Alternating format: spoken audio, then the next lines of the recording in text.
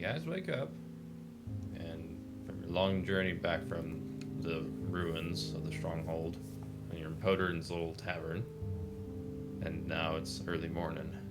What do? You just wake up in your room. Okay, I just need a quick recap from yesterday. Where did we, like, end? You guys, oh wait, no, you were in the temple praying, Right, okay, yeah. and then everyone else went to sleep, and then now I'm saying it's like the day after. Okay. Okay, then you actually, I'm pretty sure, need to go and collect your reward. Oh, yeah, I still didn't actually get my money, so I don't actually have 517 gold. It's pending. It's pending. Yeah. Okay. Oh, yeah, because we were going to stay there for, like, a couple of weeks, right? Mm-hmm. Okay. So that's basically what has been going on since our last session. Yes. Okay. And we did not kill the Bodak, right? We just left. No. All right. Bodak almost killed Yeah, you. we ran. And that was Stronghold Vandergen that happened at, right? Yes. Okay, I'm on the same page. I know what's going on now. Awesome. So we all wake up. I'm doing my praying and stuff like that. Eventually, I've talked enough to Lathander, and I want to go collect my money from Podern. So you leave the temple? Yes, I leave the temple, yeah. Okay. And, what's Vesmuna doing in the meantime? Vesmuna is famished and needs some sustenance. So I'm going down to the downstairs and getting some food from the kitchen. And you descend down the wooden stairs that lead from the upper level of the tavern, where all the rooms are, and then you see what was his name, Alan? Yeah, Alan, like the head chef guy. Oh, yeah. He's still yelling orders, and you see like a busboy with cleaning a table up for you, and then suddenly like a waiter comes out passing him as he goes back with the dirty dishes with all like the fresh like continental breakfast items, like a good hard-boiled eggs, toast, bacon, and sets it on the table in front of you. And then he's like, all right, I'm going back now. And then you see Podern sitting at the same table too, with that extra sack of money. Oh, thank you, good sir. Of course. Sorry you had to go through so much trouble. Where's your friends? And then I guess I come through the door. Yep, you come through the door. Come through the door right at that good moment. I look around, and I notice them sitting over there, and I go, and I go kind of walk towards them. All right, and then you guys, before you can respond to this, you see Sigan approach you guys and like take a seat at the table.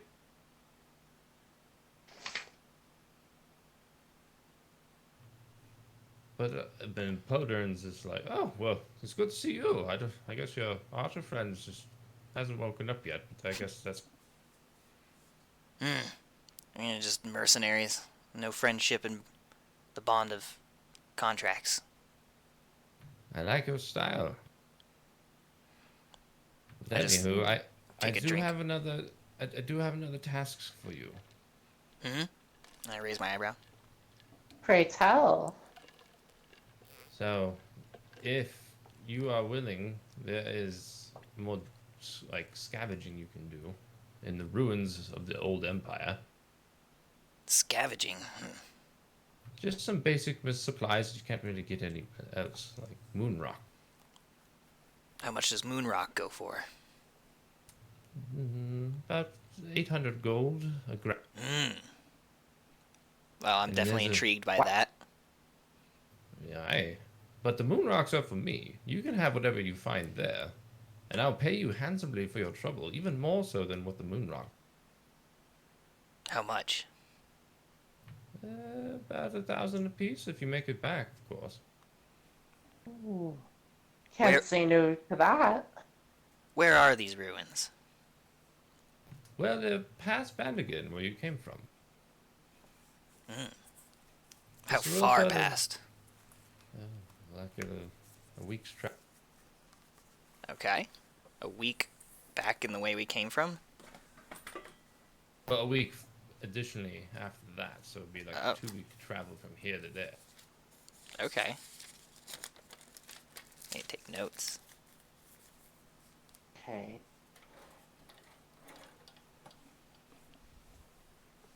Just had the pencil. Where was it?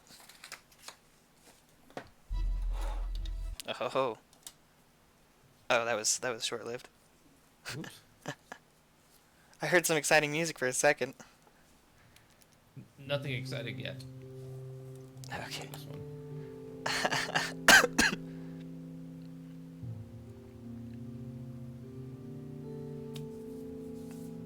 Okay, well, I'm definitely intrigued. Oh, So you want more details then? most definitely. I'm not gonna walk in there blind. All right. So, my help was able to infiltrate the city and find the moonstones. That's all I paid him to do. I didn't trust his thievery or his gout, but that's besides the point. In the center of town, near the capital, is a museum. It is probably swarming with undead, and have you no doubt. And then in the inside, on a set of pedestal, is the moon rocks. Well, it's like a moon rock statuette of an angel, but that's not important. The important thing is it's made out of moon rock, and it can be salvaged. And moon rock also has magical capabilities. That's also why it's so expensive. Are we gonna need any kind of special tools to salvage this moon rock? Or can we just bring it straight in? You just put it in a bag and you should be fine. Okay. Complicated stuff. It is used in complicated things, yes, but the mere material itself is ordinary as. Okay, well, fair enough. Sounds easy. Alright. I mean, you're not the only adventurers I sent that way. They just never came back. Well, how... That's not great. when was the last party you sent out? 2 months ago? There's a half-orc, a dwarf, and a half-ling. Ugh. I don't know why. I believe we can do this. I'm in. Alright. Then he hands you a map, like kind of scribbling past like Fort Vandergen, like a week south into the capital ruins. Where underneath it, it shows you like more detail of like the actual city part you're supposed to go to. Okay, like an actual city map. Yeah, just kind of like roughly sketched underneath it. Okay. What's the name of the city? The dead capital. The Dead Capital. Okay. The dead capital. I almost wrote the dad capital. The big dead capital. The big back daddy. The Empire did pretty much suffer very heavily when the end of the world happened. I can see. I would gesture around, but that would imply this tavern is shit. I gesture don't around blame and you. imply this tavern is shit. Well, we make what we can. So when do you want us? When are we set to leave? Well, whenever you want. I also have 2 more contracts if you're interested, along with this one. I have many. Many tasks. I like a man who can employ me. So a little birdie told me that you've encountered a dungeon in Vandergen. Is this correct with the Bodok? Don't speak of that creature. Yes, it has killed many a thing. Nearly killed us. I don't think Exactly. I ever want to see one of those things again. I was going to give you each 200 gold, but then after I heard the news of you dealing with that creature and somehow surviving, I gave you 500. That's Well, all it has to pay. I can't say it wasn't earned. But it was guarding something, wasn't it? I mean, I can't imagine it's just there for the catering. Well, my second contract is I have a client who's interested in finding whatever valuables are Beyond the Hmm. Bodak? beyond the Bodak. And he's How much are they also paying for this? 1,500 if you make it back Holy with shit. a lot of good anything like valuable you would think is worth selling or keeping from the ruins. We don't know what's beyond the door. That's why we're trying to send someone in there. Well, if we're able to, we'll give it a look. I suppose. All right. Well, there's that offer. And my final contract. And then he like pulls out this other like little a liaison packet thing, whatever they called a portfolio, I Mm-hmm. guess. And then it shows like another magical substance that looks similar to the moon rock, but then he like taps on the image that's drawn that looks like a crystal. He's like, unlike the moon rock, this is the sun. And these are only found in the jungles on the unknown lands to the far north of the world. And why they are so valuable is that they can be used for teleportation without really needing. That. Teleportation. Yes. Ooh. That would be This useful one, in a ghoul fight. this is probably the hardest contract I have. It is months away. It's in a land no one's ever really been to, even before the end of the world. So it'd be quite arduous, and basically the pay isn't guaranteed, but you will be greatly rewarded with whatever you find, and of course what we are willing to pay. I mean, I can't make any promises, but I don't see why we wouldn't try to go that way if we're already there. I And if we go suppose. that direction already. Hmm. Yeah, we'll put that one on the back burner for now. Then he kind of like shoves it back and just leaves those two offers for you to grab. And then he just kind of like goes back to eating a little bit of his breakfast. He's like, if you have any questions, just let me. Can you tell us where we might be able to hire a mercenary? He like slurps up easy side up egg very like grotesquely, and then he just looks at you. He's like, yeah, if you look around the inside the way station, you'll see a bunch of ruffians just kind of hanging about. They're always looking for work. Like, Do you have any recommendations? no, not particularly. These are all new faces to me. Then it's time Um, to make a friend, I want to probably. look over the crowd. You're gonna head towards the crowd. I want to look them over and see if I can tell who's um who's the toughest looking. All right, so you kind of gander outside and you see three individuals just kind of hanging about. One has like a wide brim hat that kind of like conceals a lot of his facial features, and he's kind of slumped up against this beam near the gate. Okay. What kind of clothes is he wearing? He's got like a long black cloak that drapes around his neck, and it like flows to the ground. And he's just kind of chilling. And then the other one's like a more heavily armored guy with a metal basically covering every inch of his body. He's like 6 or 7 feet tall. And then he's just kind of also just live on the blacksmith where Banky is, or Binky. Hmm. And then the last guy is basically like some dude who looks pretty wimpy, but he seems like he has, he seems devious. Like he's not Seems like he knows there. his shit. He knows his shit. Like he's got like magic markings on his forehead and his hands, so he might be like some sort of magic user. Hmm. Who strikes your fancy, Vesmunda? Vesmunda. Am I saying that right? Vesmuna. Vesmuna. I'm sorry. I'm bad Desmona, with you names, good with peasant. smacking. It's okay, Sigund. Um, Well, now I feel like an I asshole. A little bit. I like the one with the glowy head.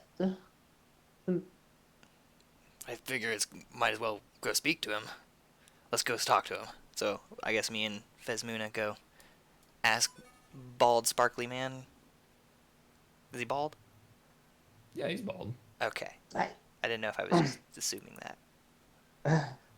You approach the bald man with like magic markings all over him, and as when you got closer to him, you noticed that like he had a long gray beard that kind of like stuck down halfway through his chest or down, and then he's wearing like kind of monk esque garbs with fancy clothing underneath, and he kind of looks up to you with like dark blue eyes, and he's just like, "Can I help you?"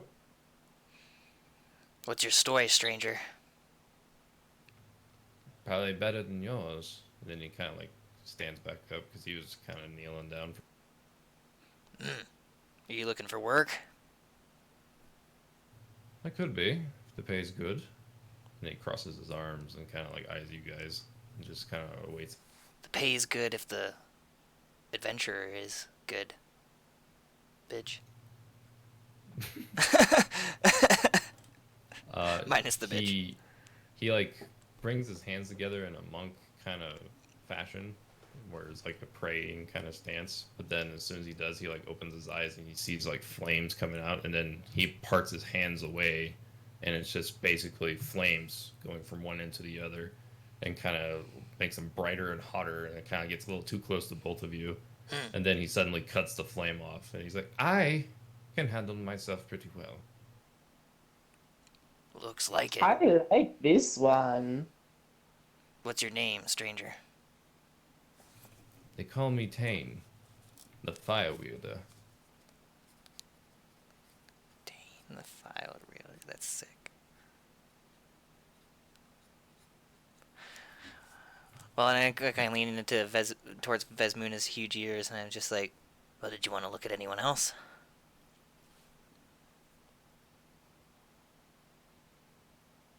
Do we need anyone else? I look up over at that guy, and I'm just like, I don't think so. I think this guy's gonna do the whole package. I would assume so, he responds. So how much are you paying me? So the job, I get. It depends. We've got 3 jobs to do. We're gonna start off with the easiest one. If you want to help us with the easiest one, it's going to be. Would you? And I lean in towards Vesmuna, and I'm just like, would you chip in 200 to hire this guy? Yes. And I'll do the same. It would be 400 if you help us complete our first quest. He scratches his like beardy chin and kind of ponders a good minute about it. Hold on, I gotta roll for his Oh yeah, to see if it works.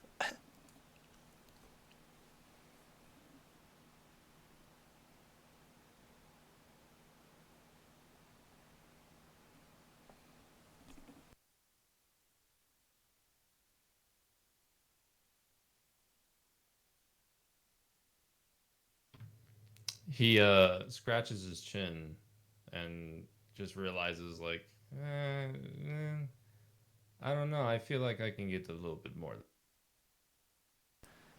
A little bit more. What were you thinking? I was thinking 600, unless you were just trying to waste my time. So I'm gonna lean into Vesmuna, and I'm just gonna say, what about 250 apiece?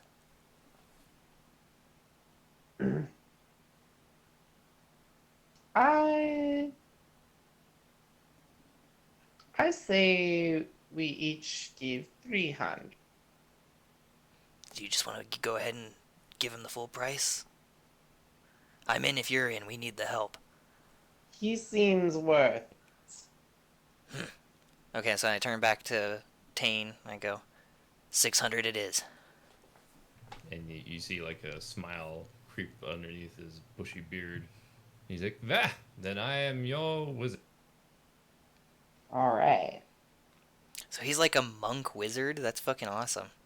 Yeah, he looks very monkish, but he's definitely a wizard. He's a fucking firebender. It's kind of like Aang. If Aang like never changed his clothes and just suddenly wore a robe over him, and then just I was for picturing like a what's his mentor before he gets frozen or whatever. Him, but like a Roku? yeah. I was picturing Roku, but like a firebender. nah, yeah, that's a good one too. Mm-hmm. Or no, not the Avatar for him. The his mentor, his airbender. Oh, Oh, Kyatsu. yeah. Yeah, Monk Kyatsu. Monkiatsu, Yeah, yeah. too. But I was picturing him, but like a firebender. But yeah, no, I think it works better with Roku. Look, Roku, I will show you any show you want. Aang. You just have to believe in yourself.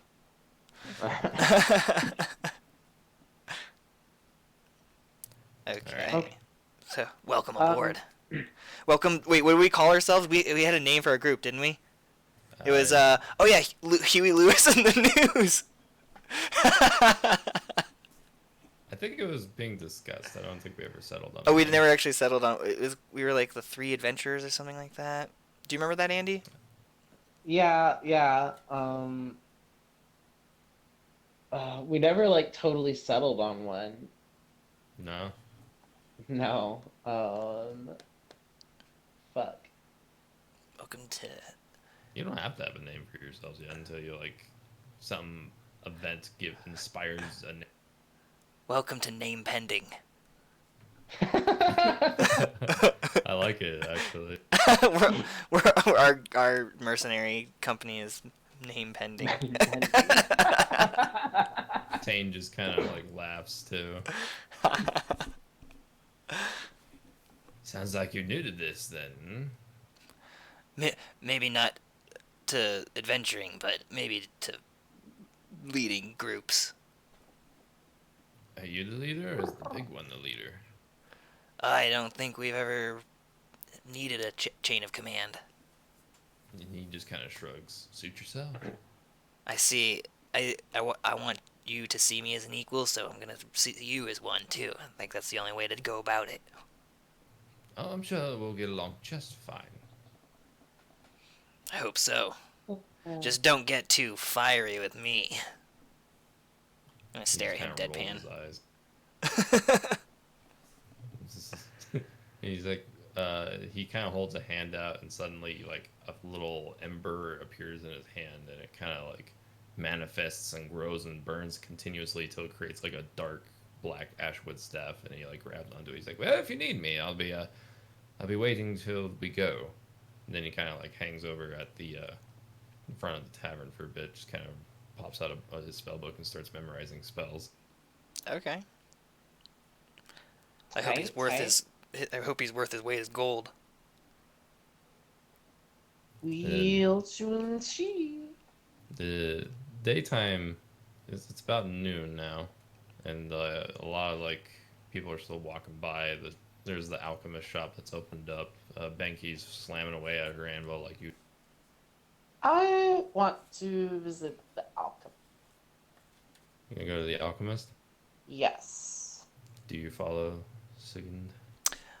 Yeah, I can't think of anything else I want right now, so I'm gonna go ahead and follow her and see if the alchemist has anything of interest. Okay.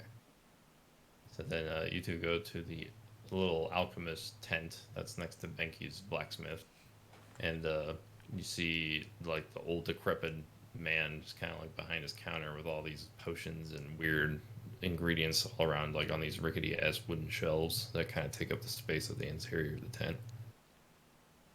And he gets up. He's like, "Oh, what do you want?" Hello. Uh, Do you have any health potions? oh yeah. And then he bends over back over his counter and like it's a handful of these little minor healing potions, like probably 6 or 7, and just lets them all flow on the counter in front of you. He's like, "Yeah, I got lots. How many do you want? 3, 7? All Probably of them. All of them? All of them. I kind of look over at her in surprise a little bit, but I don't say anything. All right, let me hold on. And then he like, you see him like hold up his his left hand, which is missing a couple fingers, and he starts. So that's 8 health potions, yes, and then that's like 5 gold apiece. So that'd be 40 gold, I think. And then he like holds out his good hand with all the fingers on it. It's all gross and dirty. Here you go, good sir. Ah, yes. And then he just pushes the potions towards you and just sticks his coins in a little purse he keeps near his ball. He doesn't have much clothing on. He just has like a leather tunic. And So just get out of the bath, old man. I can't afford a bath, but maybe I can now if I ever get to the city. I'd suggest you to get one before you get to the city. Blood.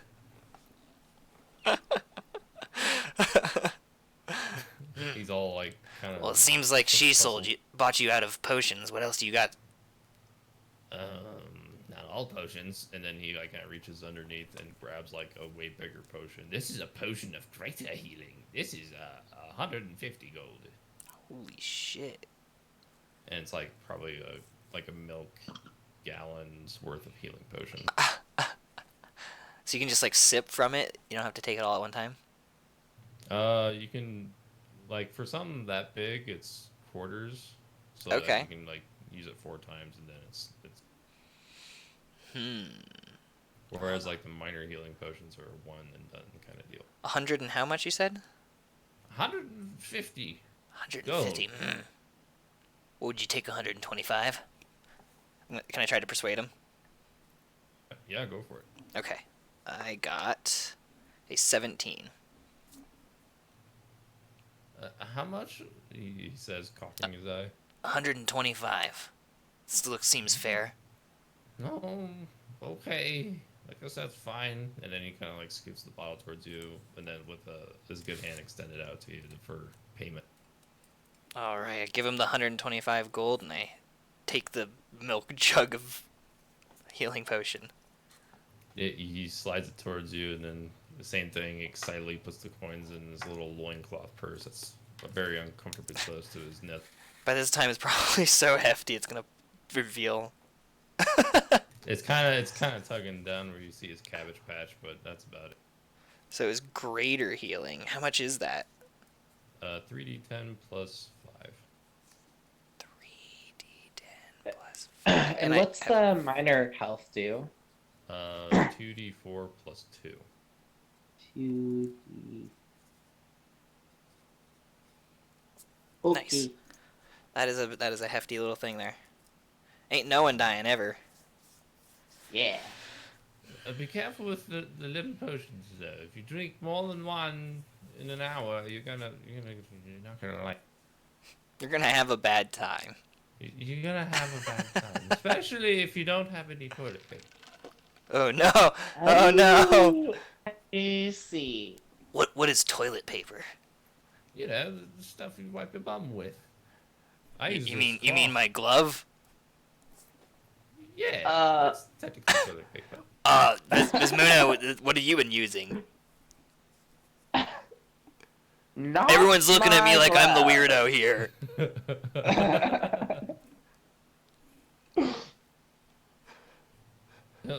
I'm sick of looking like I'm fucking crazy.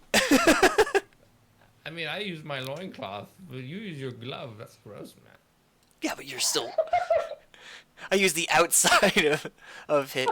You're wearing your what the fuck? You like gave me money with that gloved hand. That's disgusting. I wouldn't offer any refunds then. If you got any shit near that pouch. I mean, I'll take the sacrifice for it. Yeah, I'll take the coin. You take some shitty coins. May as well. I'm gonna have to take a bath like you told me to. You may find your money's no good some places. Aw. They'll be like, we don't take shit nickels.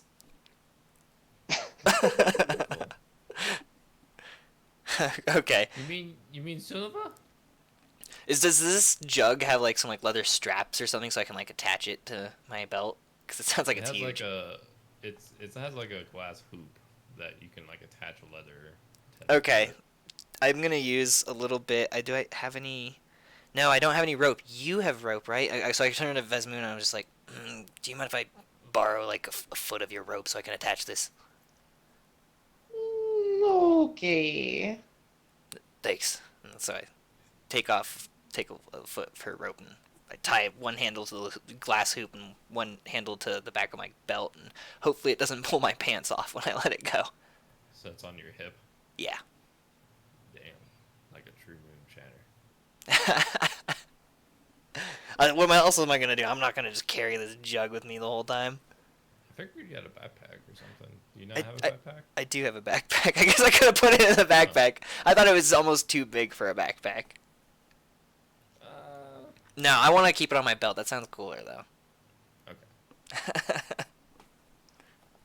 Sweet. And then the old man just kind of eyeballs you both. He's just like, "Well, do you want anything else? I have band-aids and other stupid shit that might keep you alive." Band-aids? What? Do you mind explaining to me what your features on your band-aids are? They're long and sticky. Well, damn, that's my kind of pie. And How much are your bandages? He takes out like a roll of what would be like look like bandages, but they're like coated in some sort of weird wax that like clings to the flesh it's trying to adhere to. Mm-hmm. And he's like, for this roll, it'll be 10 silver. 10 silver. Sold. Here you are. And he gives you like 5 feet worth of bandage. Have 5 feet? Yeah. 5 feet bandage. What does it do when I use it? It basically acts as a med kit. Medkit, basically. Okay, cool. Does that like So- stabilizes you or? Yeah. Okay. The wax has like semi magic healing properties. It would like end like a condition like bleeding or something like that? Mm-hmm. Bleeding, and it could stabilize someone to 0 if they're like knocked unconscious or. Okay. Cool. 5 feet bandage. And I forgot to do I spent 125 on that, and I had 517. Oh, math. That's like Mathematical. 2. That's like 4. No, that's like 392. That sounds right. Is that how much money you have left? I have a calculator. I have a fucking computer. I'm gonna use the calculator. Hold on. Popping that up. Okay. So I had 517 and I spent 125 gold. So yeah, I was good at math. Okay, cool. I How got much it you right. have left? I have Plus 392 three- left. Oh, okay. Plus Still have a bit. 300 to the wizard dude to take. Oh, did we already give him it? Oh, did we? Or are we paying him on arrival? I guess. I was saying like if he helps us complete the quest, he gets like Okay. that much Okay, out yeah. of our prize money because we're gonna get 1,000 each. Yeah, he's basically just Okay. waiting for you to pay him. Okay. Does he want us to pay him him first? Well, after the deed. Oh, okay, yeah. Cool. Okay, cool. He's all about the word thing first and the reward after. Te- I like Okay. a man of his word. Okay, so I leave the shit-stained loincloth man's shack or whatever it is, Thanks and for stopping by at 610. We're not 7-Eleven, we're 610. is it 6:10 p.m.? No, that's just the name of his tent. Oh, 6:10. Weird fucking name for his tent. All right. Because we're not 7-Eleven. Okay, I get it That's now. my It took me a slogan. second. Do you have any more money to give me? No, fuck off. And I leave. What do you do, Bismuth? You're just kind of standing there. Yeah. So I'm not able.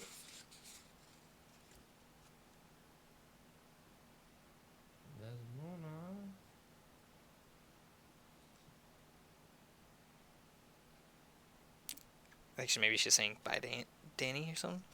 Oh, okay. I didn't know what was going on. I didn't either. Oh. No, I just wish I could put 5 on. I can, like, it chops out a little bit. Yeah.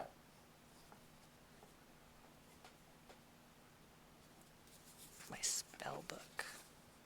Okay.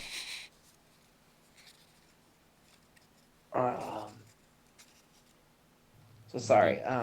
We left there. I'm following Sigand. Okay. All right. So, is there anything else in this way station besides this shit man and the like shopkeep guy we went to last time before we left? There's Benki the blacksmith. Benki the blacksmith. You know what? I'm gonna go say hi to her. I want her to have me in her dreams.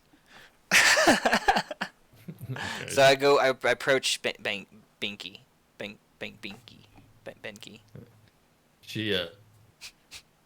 She's just kind of like working on some rivets for some plate armor and on her hand. And she looks up at you and immediately just like looks back to her work and starts pounding and just like gruntedly asks, "What do you want?" Who are you making that for?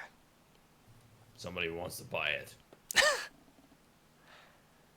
And then she like keeps hammering away. A reasonable reason to make a thing. A reason to make anything. Well, what are you doing after you make that? Eating pig flesh. I like pig flesh. Do you hunt your own look pig? You look like a pig. I'll be your dirty pig. Are you like trying to seduce her? I don't know what I'm trying to do. Like, what's going on here? I'm just flirting with her. I show her my mace and I say, "Is there anything you think you can do with that? I want it to kill the undead better." She stops what she's doing and kind of looks up at you, and then like her back just straightens out and she's kind of like towering over you by like and grabs the mace from your hands and just kind of looks at it and she says like, "This shit, me make better for you for a good price. How much? 50 gold. 50 gold. That's a pretty good price. What about 40? If you need. Roll persuasion. Hell Or yeah. Barter. I'm just a barterer. If there's deals, I gotta take them. Sigund's frugal. It was 14. You're trying to flirt with this girl, and you're like. And then I'm trying to make her. Hey, hashtag feminism. I believe in equality. Roll disadvantage because she's already like kind of had it with you. Okay. 5 then. Okay. So she just like 50 gold, alright, and I won't bash you in the head with it. 50 gold. And you can bash something else. In the head. I'm awkward. I awkwardly don't know how to finish that line, and so I just hand her the 50 gold in my mace. And then Benki just kind of like takes the gold, puts it in her little pouch, and like hides it somewhere underneath her anvil, and just gives you a dirty look with her like giant fangs poking through her jaw and shit. How long? I think 3 inches. I meant like, how long will it take? Binky need a lot of metal. Did she want 5 me? hours. 5 hours. And so is Vismuna, you're with me, right? Haha. You think you can wait 5 hours? Oh, I suppose. All right. Well, might as well go have a drink. And then Pinky just kind of like stokes her fire and gets her mace all red hot and starts working on it. And you guys walk over to the tavern. Yeah, and I kind of just want to pass the time drinking and watching the locals. So you're carousing, okay. Yeah. Tane sees you guys go in, and he just kind of follows you Oh, yeah, I in, should've invited noticing that he just kind of stands at the doorway inside the inn now. He's not like trying to be too talkative, but he's there. And Cool. then so Okay. you guys go in and you see like some other patrons. They're different races and stuff. Like there's a couple goblins in a corner. There's an elf in the middle of the room talking to like an ogre. And then you see Podern behind the counter talking to Alan. I kind of want to listen a little bit closer to Podern and Alan's conversation. Uh, so you make a wisdom or perception check. Perception check. A D20. I got 11. Wait, nope, I got 14. 14? Mm-hmm. Okay.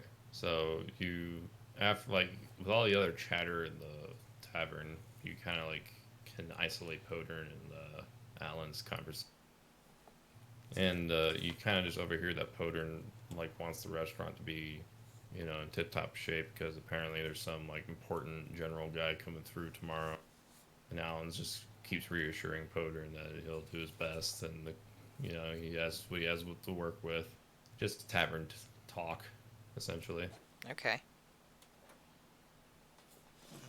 So I just kind of keep drinking and I listen to conversations around me while the time passes. I'm trying to kill the time here. So you just go up to the bar and order. Yeah, I'll order one of their piss poor beers. Give him double the price for a tip.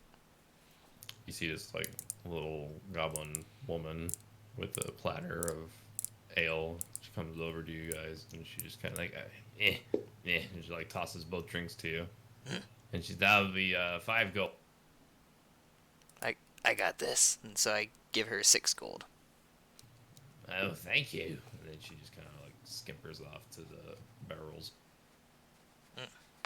So, Tane, where do you come from? Are you trying to talk to him from the other, like from the doorway? Oh yeah, he's like way across the room. Okay, so I do like a head nod at him as if I kind of want him to come over and talk to me. Okay, so he sees that and then he walks over and sits beside you, with you in between him and Vesmuna. And he's just like, well, thanks for inviting me over, I guess. I figure if we're gonna be traveling together, we better get to know each other. Where do you come from? I came from the northern lands of Omnket. Amonkhet. I've heard of that. I think one of the jobs we've gotten is gonna take us somewhere near there, or at least to the northern lands. Ah. I'm somewhat familiar with the northern lands, but I never really left that part of the world. Well, except for here. What'd you do there? I studied to be a arcane wizard, but instead I became more fascinated with the elements, and fire is one of my passions. Where did the interest in fire come from? And how it saved my village. And he kind of like just looks at the end of his cup and takes a drink and sets it back down.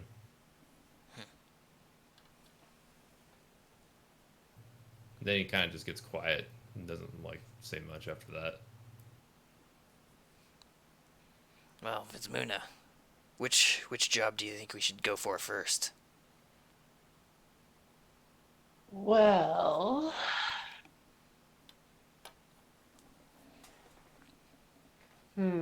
Tane, what do you know of Bodok? I know that they're evil creatures. I know that they are hard to kill. I'll say. But I've handled Do a you- couple. A couple? Have you? Yes. I've only heard of the creatures before, and never let alone fought one except for just recently. And I can't say I'm too fond to do it again, but money's money. My first one was in Amonkhet. My second one was on my travels to here, and the third one was in, well, the ruin. So how They all did you? seem to be. I'm sorry. How did you kill it? With fire. And then he just kind of like looks at you with his eyes burning. How could I have known? Like, how could I have guessed? I don't know, they seem to have an aversion to fire. Or anything dried. Makes sense. They're dried out sons of bitches. Yes. And I get all quiet and drink my beer. Well, perhaps we should search there first, because that would actually be the closest on our way. It would be on the way to the moon rocks. You had to kill a Podak? If you think we can do it. Probably. He takes like another swig from his mug. I'm not usually dealing probablys. Well, it depends, because the only reason I was able to dispatch them is I caught them off guard. Might be different with more of us involved. Oh, I know what I want to do. I want to get a big potato sack. You want a potato sack? I want to find a potato sack at some point that I can, like, put over the Bodak's face. That's one way you can do it. Assuming you get close enough to do it, that is. Yeah, no, that's some risky business bullshit. In Or my experience- we could hire another person, but that would be another big chunk of our money. You can barely pay me as it is, it seems.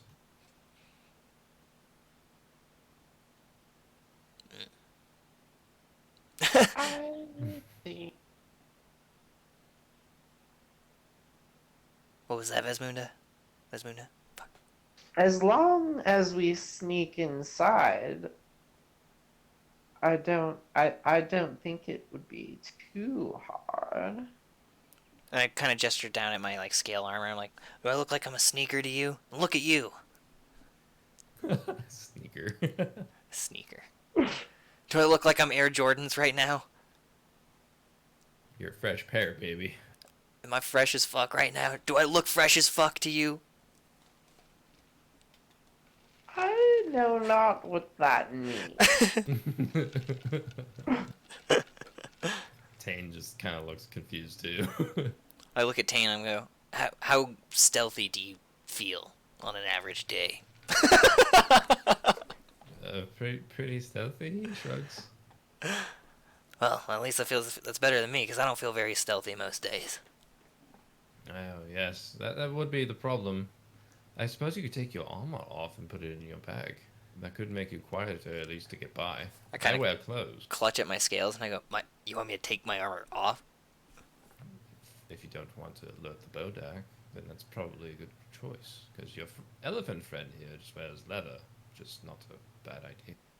I start sweating a little bit, but I'm like, oh, okay.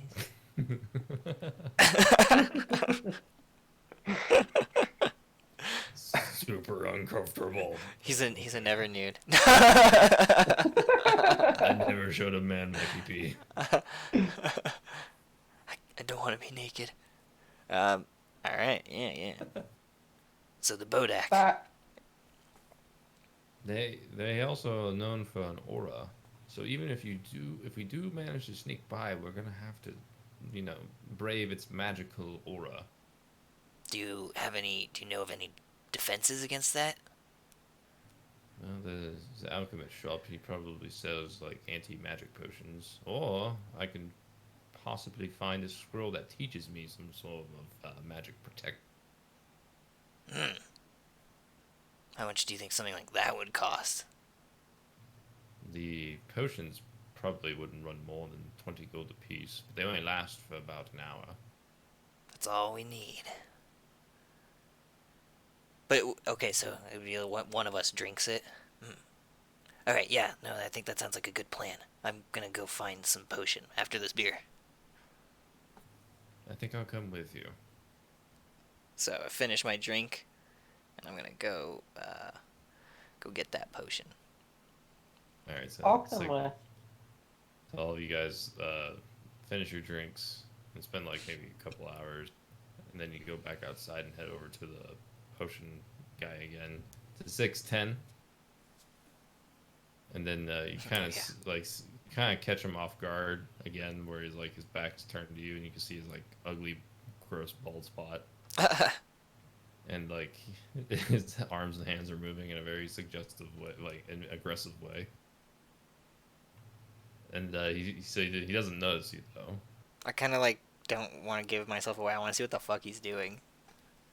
And like you just hear this. Oh no, that's what I thought. I kind of clear my throat.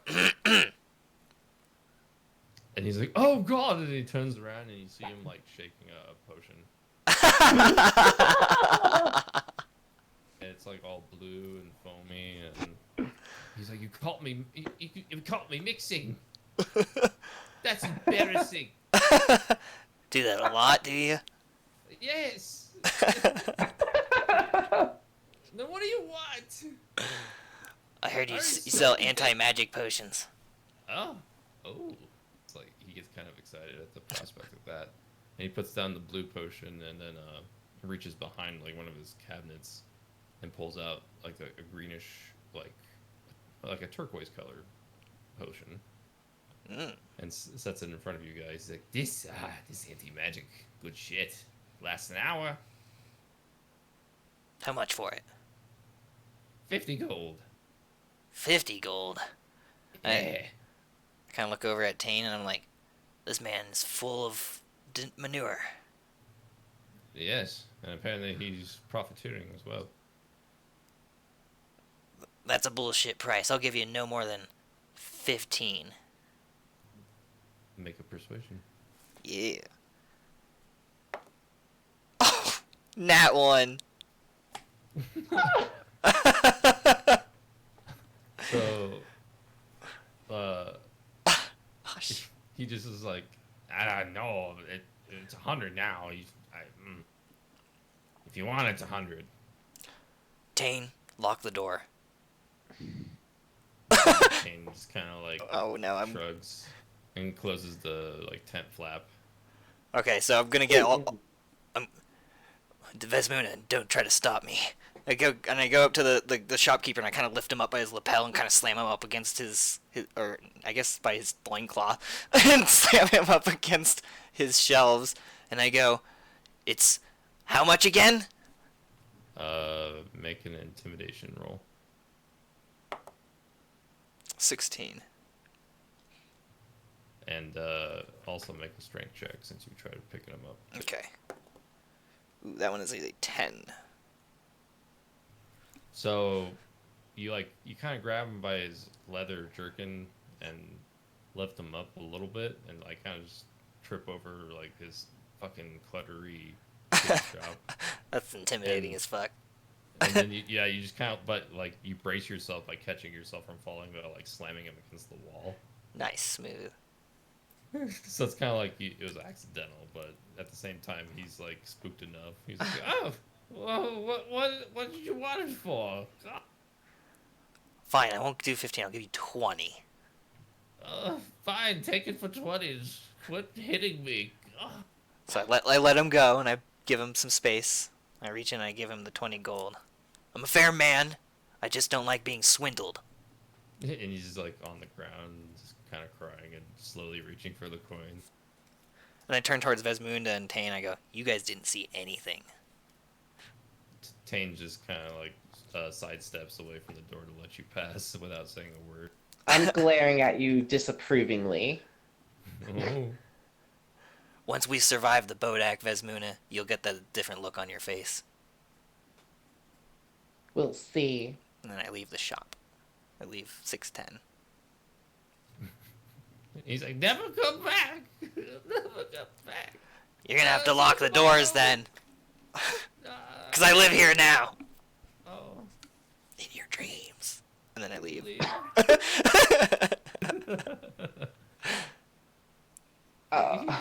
creeping me.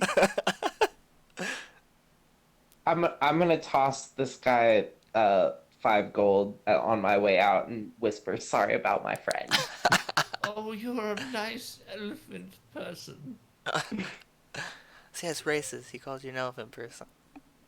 I never seen one before. I never in my little childhood dreams. And It's like calling someone a chocolate person. hello, chocolate man. He's like super appreciative. Like kind of gets up and grabs your gold and kind of just waves to you and closes his tent. Cool. Well, at least I made him a little happier. And like as you are about to walk away here, That time he's not making a potion. as far as you know. That time he's just relieving some stress. Yeah, I shudder and walk away. Potions. So I kind of look up at the sun or whatever and try to gauge how much time has passed since I gave my mace to Binky. It's been about like 3 hours. I kind of look over at her thing, kind of see if she's still like working on it, or if she looks like she might be finishing early. She like has you can see your mace like on the side of the anvil, but it's kind of like in a state where it doesn't look recognizable from your distance. Probably still needs some more work. So I look over at Vesmoon and I say, "Any last stops you want to make before the mace is done?" There's not much else to do. Well, I agree. I'm gonna go pray in preparation then. You guys do whatever you want to with the 2 hours you have left. I'm gonna go contemplate my life choices. I'm gonna go home and think about my life. Well, then I'll just go meditate in the grass or something. Okay. So yeah, I'm gonna go to one of the shrines and pray for a little bit to Lathander, and try to meditate and pass the time. Okay. So the 2 hours go by pretty quickly, no problem. And Sigan gets a 1d4 like inspiration roll to give to anybody because you were praying. Okay, cool. Does that last like just until I give it to someone and they use it? Yep. Cool. Fuck yeah. Until until like a day, and then you have to pray again for Okay. another inspiration. That sounds cool. Okay. I get out from the shrine and I want to go back over to Benki's forge and see if she's finished. Alright, so you go up to her forge, and you can see that she's like working on other things besides your mace, and your mace is just kind of laying on the end. And as you approach, you see that the mace, like before, it was kind of like missing chunks. It looks like it was, battered a little bit, like some of the spikes. Oh yeah, I've is it used like it. a spiky mace? Yeah, kind of picture like what's like Sauron uses in like the very beginning prologue part of Lord of the Rings. Oh, like a flanged mace. Yeah. Like with the fins, the vertical fins. Yeah. Okay. Yep. So you see that the flanges are like not splayed apart anymore from like it hitting on harder surfaces. They're all like one solid piece. Hell yeah, it looks sexy. And on the end, like of the head of the mace, there's a little spike tip, and then like the sides of the flanges, they're like 5 of them, let's say, have spiky bits on. So that I approach and I go, impressive work. Binky like nods and just hands you the mace. Says, "You pay? You already paid, did you?" Yeah, I already gave you the money.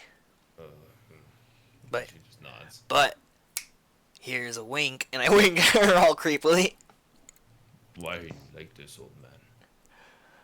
Why do you always have to run away from me? Because Binky not interested in old human. Not yet. And then I walk away with my new mace. She just kind of like shakes her head and goes back to work. So what does my new mace do? It's +1. +1 damage. It's a +1 to attack rolls and +1 to damage. Nice. You have like a mace, masterwork mace +1. Very cool. Masterwork. Okay, I want to go find Vesmunda and Tane. Alright. You see them just kind of like, you see Vesmuna sitting in the grass and Tane like up against a tree that's kind of like 8 feet away. And they see you approaching. And they both get up. Are you guys ready? I suppose so. Yeah. But Then there's no alright, time well, to lose. We've got a Bodak to kill. So you guys had the same path you did before. Yep. Yeah, I think we're gonna go down that same way. Okay. yeah.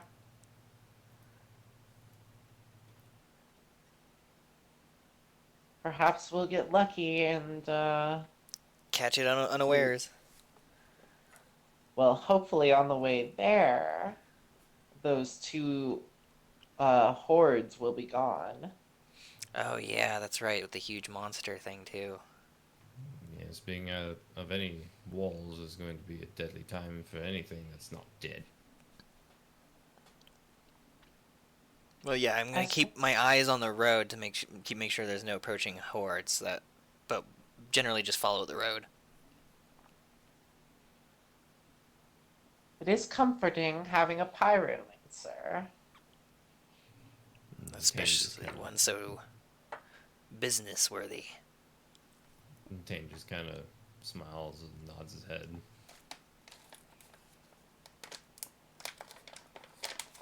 So I guess we continue our way towards Stronghold Fandergen.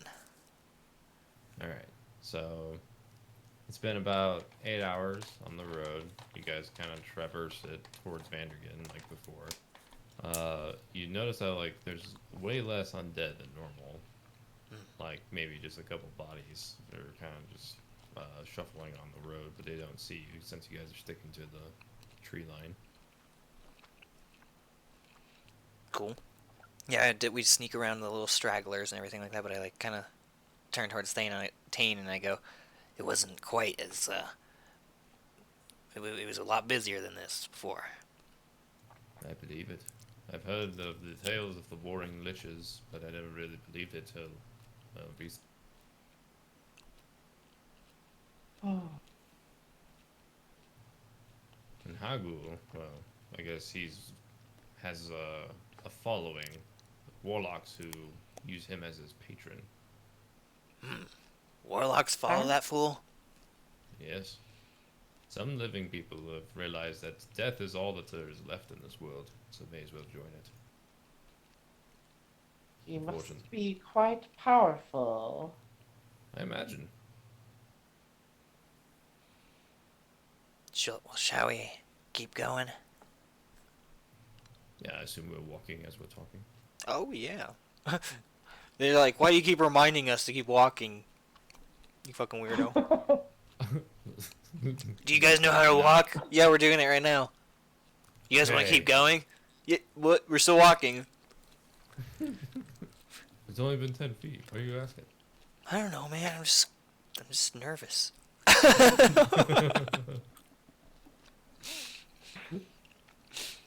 Alright, so a few hours do pass by, and it's nighttime's approaching, and you guys are kind of getting hungry and tired and kind of need a rest. Tane looks okay, though. He's eaten before he left. Before I ask them if they want to stop, I kind of want to just scan to make sure it looks like there's no, like, undead around. Yeah, I can do my, I want to do my Eyes of the Grave, actually, so I can just see if there's anything within 60 feet that's undead. Do it to it, man. I'll do it. Okay. So, you kind of sense that they're like small things, small little spiritual essences that could be undead, but they're like so far away and so small that they're probably meeting.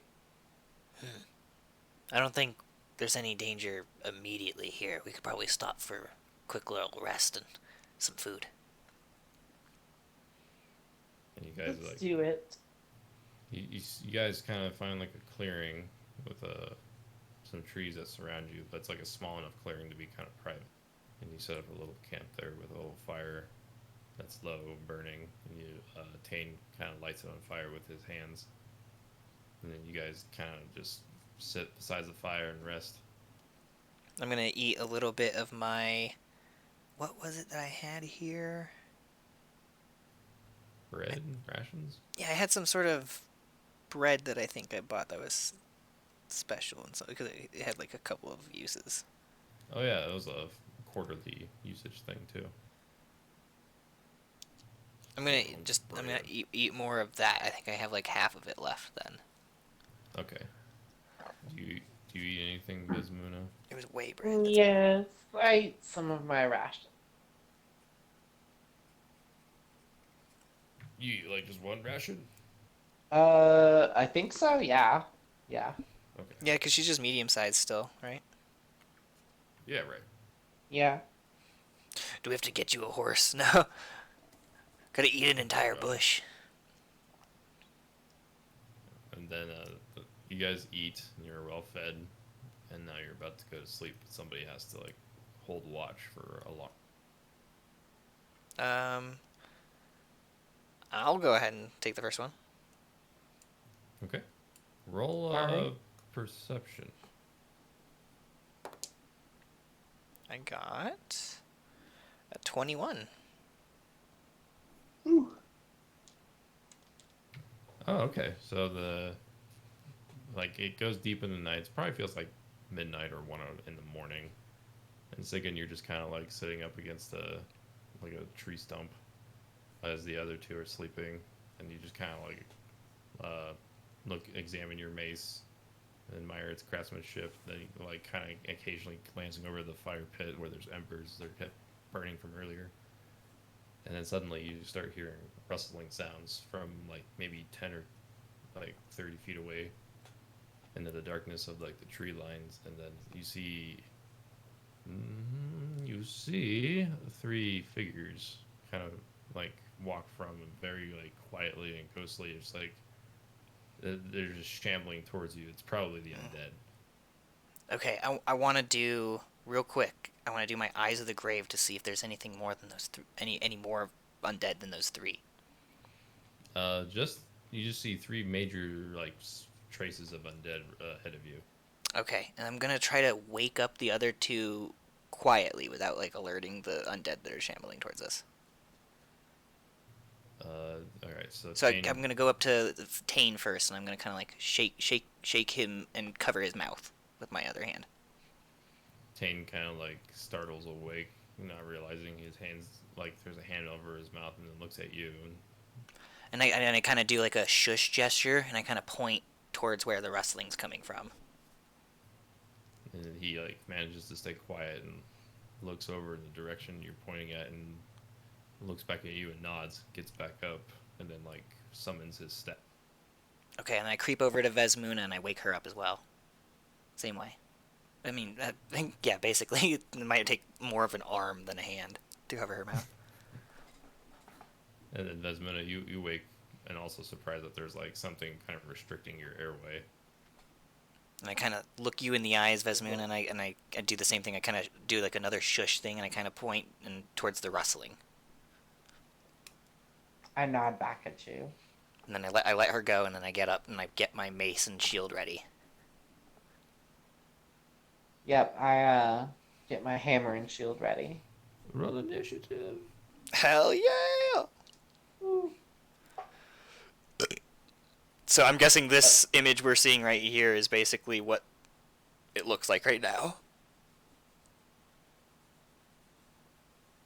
What time of day is it? Yeah, that makes sense to me. Oh, here we go. It's like 1 in the morning. All right, my initiative, is 5. Got 15.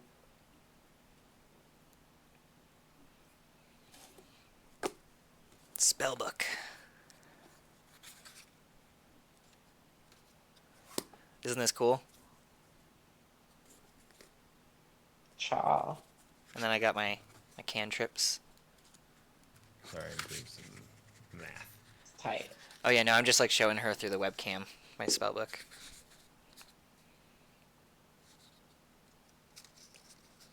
How many slots do I have of each? Oh yeah, I should use the dice for counters that I do. Where did I put that box? Damn, Tane got 21 on his initiative. Holy Wow. fuck!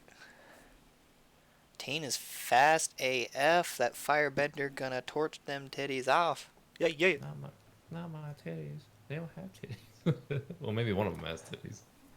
I swear I just had my dice box and I don't I don't know for the life of me where I've put it. Hold on a second, I gotta use the bathroom. No worries. Shit. Oh yeah. Fuck is my lighter? I took it. Bet you did. So have you guys been busier or slower since they shut down lobbies? I mean, slower, but like, I don't know. I don't know about today, cause like, today was actually like almost just like a normal fucking lunch. Yeah, that's what you're saying. It was Uh, pretty crazy. Yeah, and it was just three of us, and like it's not gonna be more than that for a long time. Like right now. Damn. Yeah, it's fucky, man. Cause like yesterday when I left at 4, we had done barely over 600 in sales. Today when I left, we were at like 1100. Wow. Yeah, like double. Like way too many people are still going out. Like it's crazy. It's scary. Yeah, that's why I really want fucking. Do you have my lighter? I can't find it. Fillets on. I turned off the TV that has my Twitch on it because I kept noticing like I'd be like glancing over and just like looking at myself in the webcam. Nice. I'm saying hi to Faye. She's being really sweet. No. Cats make self-isolating so much easier. Yeah. Good girl. Excuse me. Diddy. Oh no, stop No, it's weed. It's weed. It's not. It's not Corona. I swear, officer, it's just weed.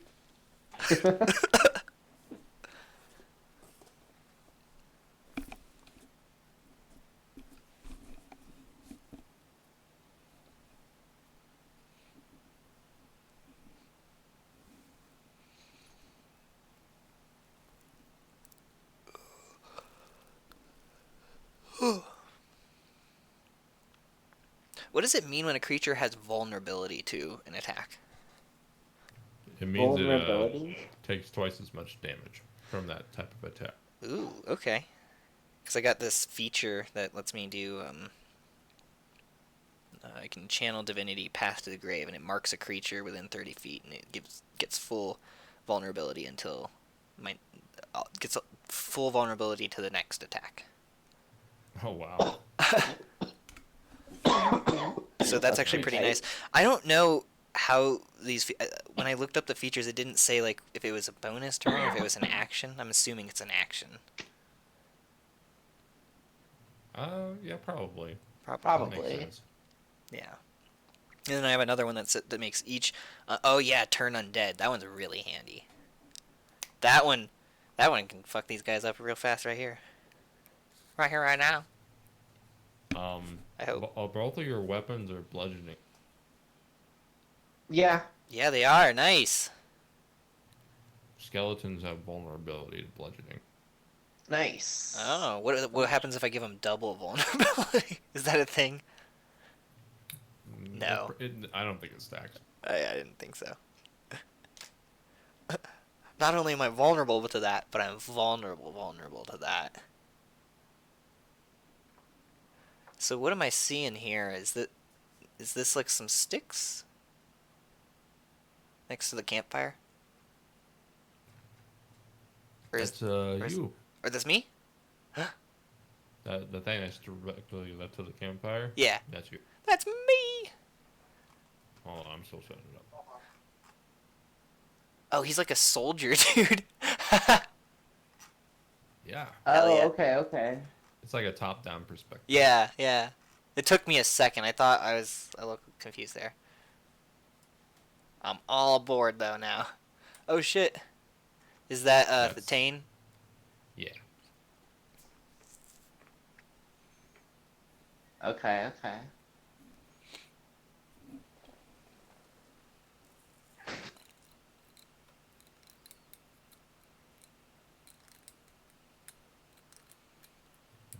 Uh,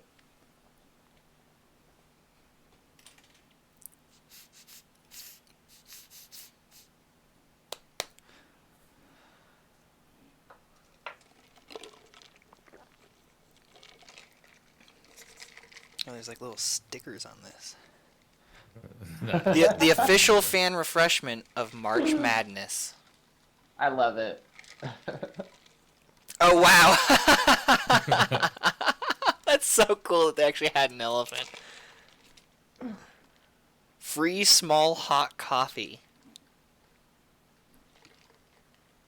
Small coffee. That's like what you get when you go to the bank.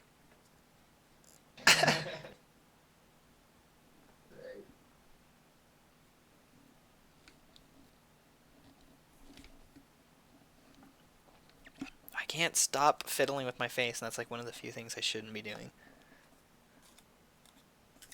So you want Oh.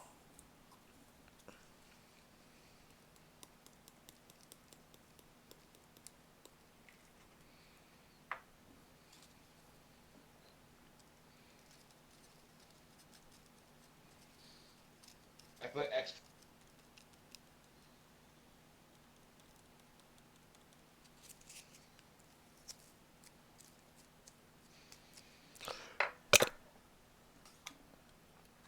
That's what I say about it, blip. That's what I say about it, blip. That's what I say about it, blip. That's what I say about it, blip, blip, blip, blip, bitch. Ooh. Are they different kinds? Yes. Oh. You see that, Andy? Yeah. It's a hammerhead shark right there. We gotta fight. Holy fuck. Well, that's Yes. representative of a skeleton horse. Yeah. Sorry. Okay, no, I was just Skeleton fucking around. horse, okay. Skeleton horse? Yes. Oh, alright.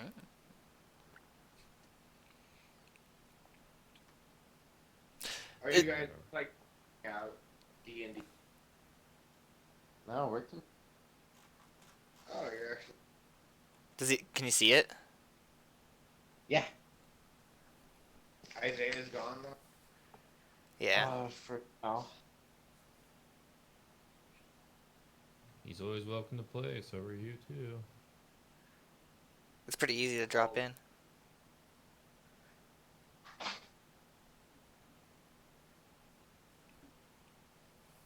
Sucks.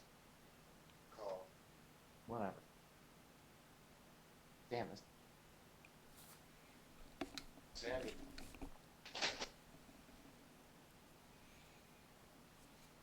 They didn't invent the chicken. I'm gonna text my mama back, and then I'll put my phone away. That's cool. Sorry, I'm still rolling your initiative. Oh, you're good.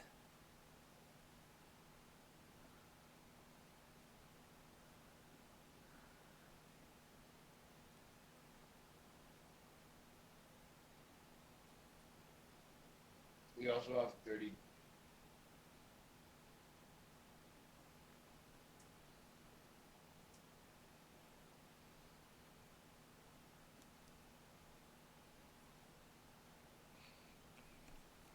My mom's really nice. She just helped me get groceries, and then I got, and she just kept saying to keep getting stuff, even though I was like, I think we're like past what our normal budget was gonna be. She's like, no, just get it if you need it. And then it was like double the budget. And she wasn't even like, woof. She was like, oh, well, you're gonna put it to good use anyway, right? I can either, I can either get you half that amount now, and then you'll need the other half in less time. She was like explaining math to me. I was like, hell yeah. Mm-hmm. Yeah. No, it was really, really nice of her. I think No, she's it's like cool. finally taking it about seriously. Like her and my dad, for a little bit there, were like, I don't really think it's that serious. And I'm just kind of like, out of everyone in my life, you're the two that need to take it the most serious right now. Yeah, for sure. But they get it now. I'm pretty sure they get it. I think the big thing is when Colbert or like The Daily Show came on and they didn't have any audiences, and just how jarringly bizarre it was. Yeah. And then Last week tonight, dude. Did you see that one? yeah, I saw when he was doing he just recorded the rehearsal last week, and then I seen like him just doing recording off his phone from home this week. Yeah, no, we saw like that white set through last week on all of it. Oh yeah, last week. Yeah, no, that's what I thought you were saying late night for some reason. No. I'm Yeah. talking about last week tonight. Yeah, no. And yeah, the jokes hit much differently without an audience to laugh. It's bizarre. These are weird times. Yeah. But what's that? I keep thinking of that. Like, I think it's a Chinese proverb. It's probably just stereotypical to say that, but that one that's like, "May you live in interesting times." Yeah. That's kind of what I keep reminding myself now. It's like, it doesn't have to be bad. I mean, it is bad, but it doesn't have to be. We can be better after this is over than we were when we went into it. Yeah. Yeah. Yeah. You guys ready? I know what you're saying. Uh-huh. Felix. I got you. All right. So Tank gets to go first, and he's gonna cast Fireball on the skeleton horse. Okay, so real Uh. quick, this is a skeleton horse. What is the guy with the shield? He's a skeleton warrior, like a human. Okay, and what's the arm? The arm is the zombie, also a human. Okay, Okay. all right. And they're just kind of like shuffling towards you guys. But Tane's gonna cast his Fireball.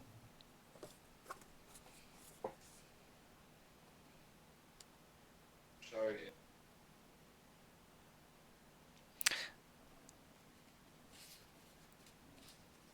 Okay. He hits. Ho ho ho.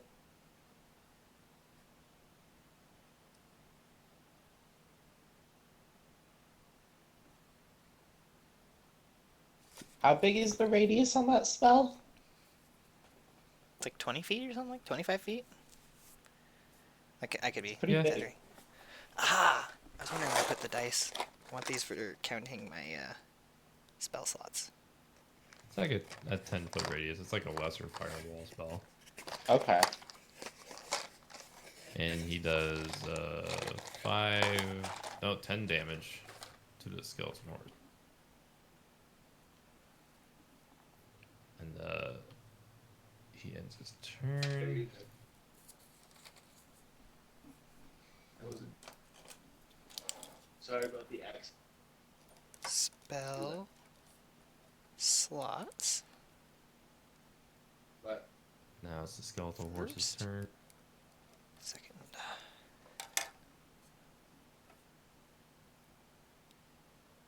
That's tight. That's a cool way of doing that. I don't know. I can probably show you. I don't know if it's working, but can you see that?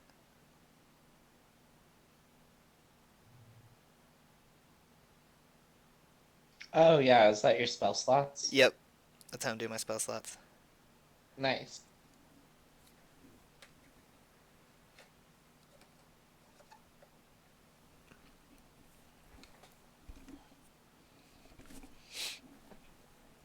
I never had to worry about that as a warlock because I only ever had two. Huh. I still had like I had almost exactly the same kind of spell slots I do now as a bard. How many spell slots does like a wizard have? A lot. I bet. I think level 3 is like 12. Yeah, I've got like 6 total spell slots, but that's still plenty.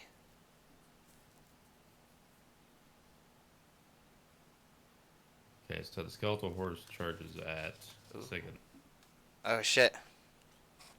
Do I have a chance to dodge it? Yeah, you can make a reflex save with your dex.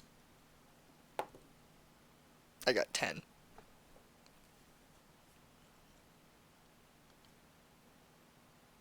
Uh, you try to dodge out of the way, but the horse rams you, Oh. like right before you. Hold on.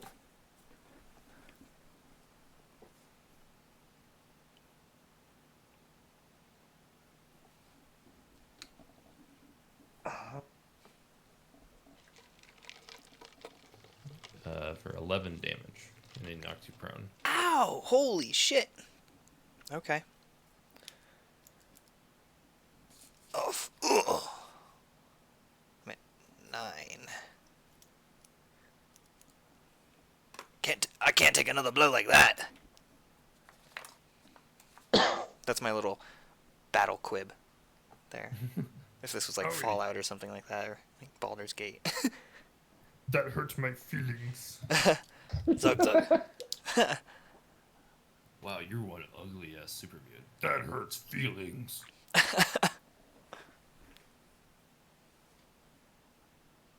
Okay, and then on its second action, it's gonna attempt to stomp on you. Oh It shit. has advantage since you're prone. Oh no! I raised the shield.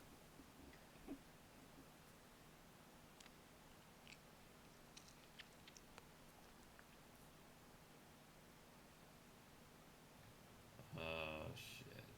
It hits for an unnatural 20. Ooh. For how much?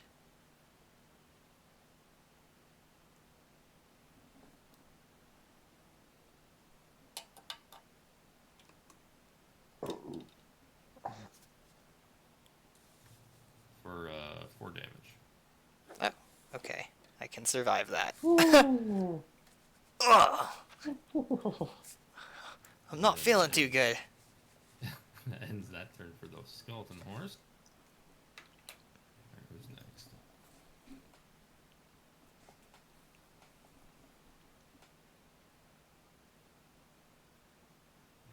Vesmuna, what are you gonna do? Hmm. Fix something real quick. Okay. I'm gonna go like back around the fire and then move up to the left of the skeleton horse and take a swing at it for my second action. Okay, that uses your whole movement. Yeah. And then do you have a plus to your attack? To my attack, it's +5. Okay, you can go ahead and roll for an attack hit. Okay. With advantage since you're attacking on the flank. What? With advantage since you're attacking its flank. Oh, okay. Then I got 18 plus 5 is 23. Well, right then. It hits. All right. Then so that D8, okay. Oh, and a D4 because I have proficiency. Oh, yes. And it's a skeleton horse, so it's vulnerable to your damage. Oh shit. Okay. Well then, altogether there I did 8. So would that be 16 then? Yep. Fuck yeah. Uh, Vesmuna like gets up and runs around the campfire and just smacks the side of the ribs of the skeletal horse that's got like Sigan prone, Oh, and just shatters like a row of ribs, and then like all these bone flakes just fly everywhere. But it's still nice. Awesome. Some tough undead. and then let's see who's next. Uh, the skeletal soldier just kind of lumbers along.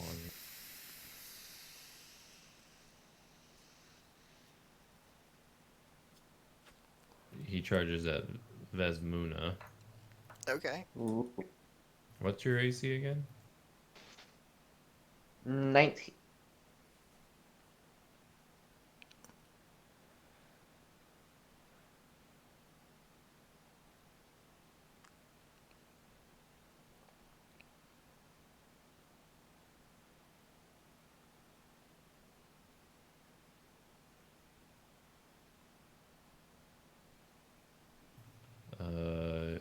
He swings with his little tiny sword that's like kind of rusted, and it just he's really slow, and he attempts and he misses. Ha! What a fool. Now it's I believe it's the zombie's turn. No, no. Sigun's last. Yep. No, it is the zombie's turn. Zombie hobbles up like 5, 10, 15, 20, 25, 30. Just past the skeleton dude, like kind of heading towards Tane. Okay. But does he not? He doesn't quite reach him. He's within reach, Mm. I believe. Yeah, he's just facing like this way away from the horse.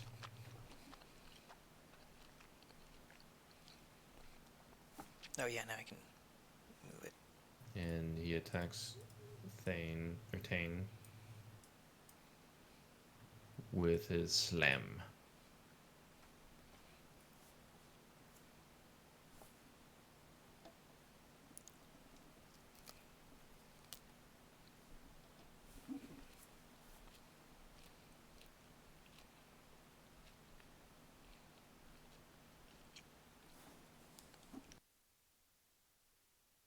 And hits him.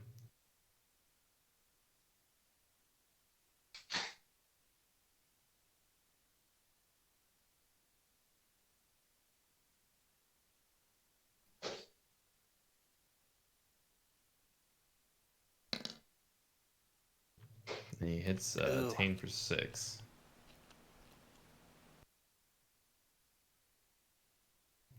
Which just brings him down to half, I think, but he's still okay. At least he didn't get headbutted by a horse. Here. Then Sigan, what are you gonna do? You're prone. Okay, yeah. So it takes a full action to stand up, right? Yes. Okay, so instead, I am going to take an action to give myself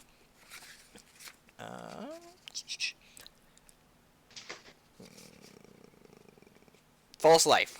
So it takes one action. For 1 hour, I get 1d4 plus 4 temporary HP, which is 4, yes, 8 temporary HP. Nice. So I take one of Those my... are both your actions. Huh? I'm not going to Do you stand up. get... Oh, you're doing this on the I'm ground. doing this on the ground. Okay, I didn't And know that. so I'm still on the ground. And then I am going to use my other action to do Channel Divinity Turn Undead. Each undead within 30 feet that can see or hear you makes a wisdom save. On a fail, the creature is turned for 1 minute until it takes damage. Or until it takes damage. Turn means like they run away, right? Yeah, they're basically feared. All right. So Let me do that for the skeletons first. And my spell save DC is 13.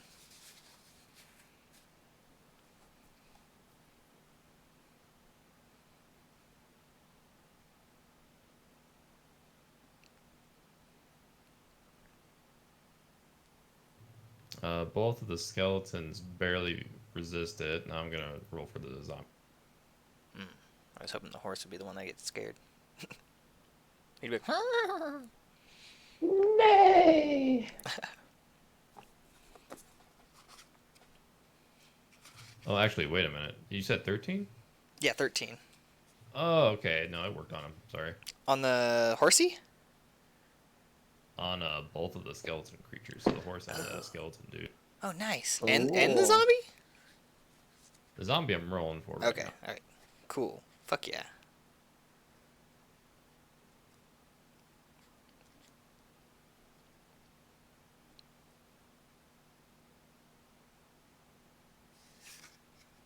So that's a bonus.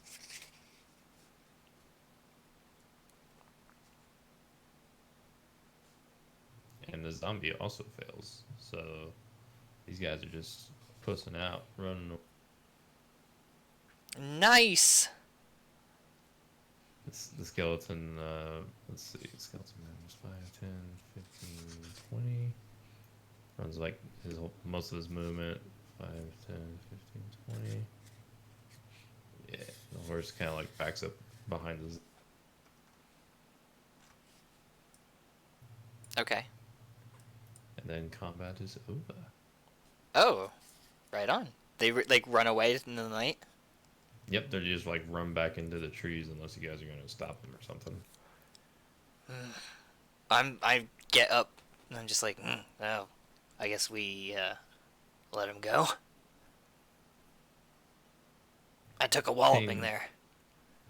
Tane grabs his abdomen like and agrees. He's like, I don't think it'd be wise to kill something that's already dead.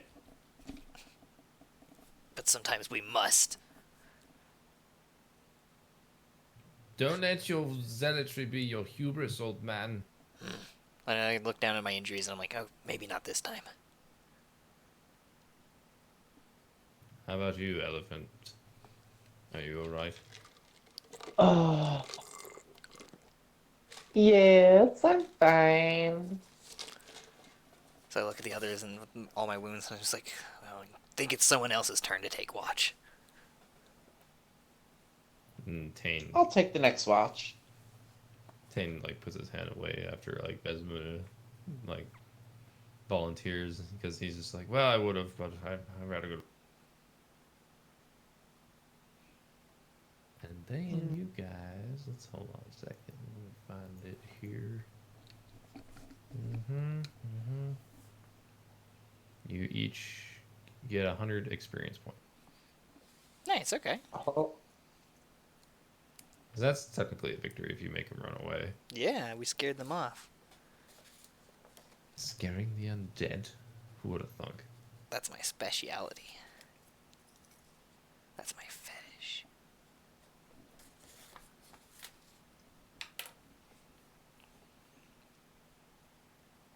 I like how that played out though. It's like 3 of these random ass undead creatures like happened upon you in the middle of the night.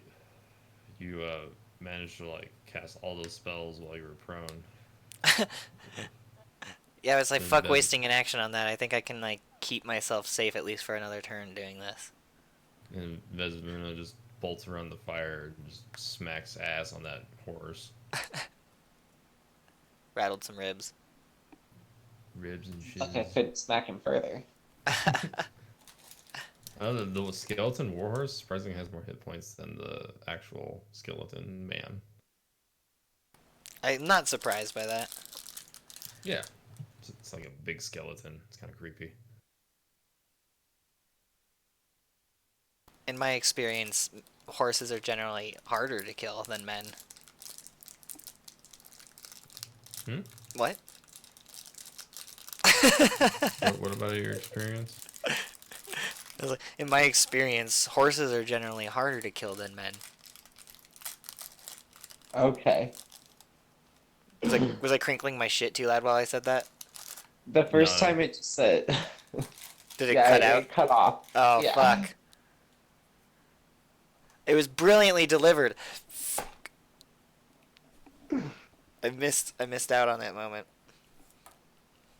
That's okay. And I just sweared like I was in middle school. But the rest of the evening goes relatively uneventful. You guys were able to rest up completely, but you're hungry. And Okay. It's early morning, around like 7 a.m. I am going to eat another bit of my bread. Does anyone need food? I only have 2 rations after this bread. Tane kind of like opens his back and like reaches in. He's like, "I have food. Don't worry." He Well, lifts up, like, a little. I'm glad we hired a man who's prepared. And so I eat one of the fourths of my bread, so I have a fourth left. Some whey You eat bread. another ration. Yeah, How many rations No, do you start with? as a priest, I start with 2. Huh. Yeah. Did your pack tell you how many for you? Probably, but I didn't write it down. I just wrote that I had the pack. I can check for you. What adventurers pack? Explorer's pack. Explorers pack. Give me just a second to open up my grandpa's butt sack. My guess is 7. That's That'd a be lot. tight. I know one of them had like 10. Yeah, that's Explorers? Adventurers? Yeah. Okay, explorers, okay. I already forgot for a second. Explorers Pike. Okay. It's loading.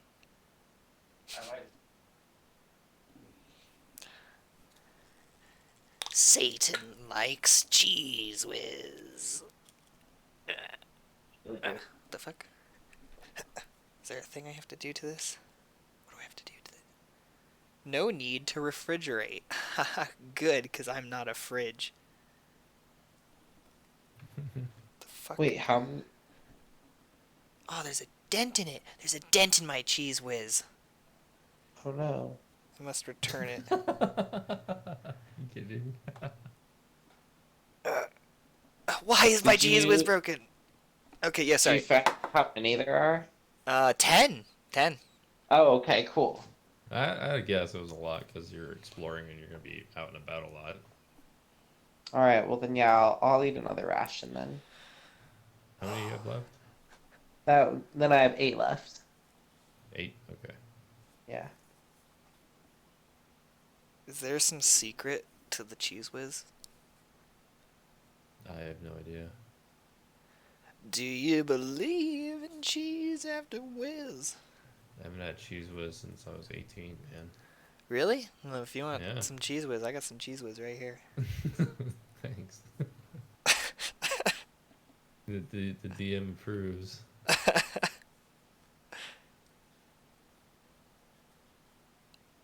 Feed your god. I just can't cheese figure out how to whiz. make it work with cheese whiz is broke, man.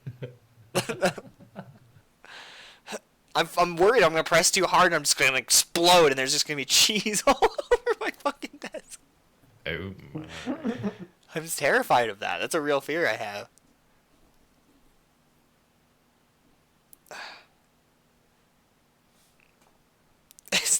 Is there not instructions on this? Because there's instructions on toothpicks. I'm going to feel retarded. Okay, directions. For best results, remove cap. Hold applicator tip close to food. That's in bold. Like, they're like, don't do it way over here. You might miss. Press tip firmly and move slowly across food surface. I love that food surface, man. Contents under pressure. Do not puncture or exposed to heat. This dent's freaking me out, man. Oh yeah. My cheese whiz is gonna explode. I'll give you some of that food service. Has anyone ever died of cheese whiz exploding in their hand? Yeah, probably. How funny would that be? There's all this quarantine shit and I die because my cheese whiz exploded. I would prefer that death. You'd prefer to die of... Yeah, probably. I'd probably prefer to die of cheese whiz. Death by cheese whiz. Alright. Oh, 7 a.m. I did it! Sorry, I'm good. Oh, you did it? Yep, I Cool. got the cheese to whiz. Okay, I'm listening. No, you're good. It's just 7 in the morning. That's all. 7 in the morning. All right, so I guess I'm all healed up, and I'm like, eat my bread and want to keep on going towards that stronghold. Tane just kind of like has like some bandages on him from last night, and he just agrees, nods his head, and leans on his staff. Ooh. Let's go. All right, then you guys trek early, cover tracks, break down your fire camp, and all that stuff.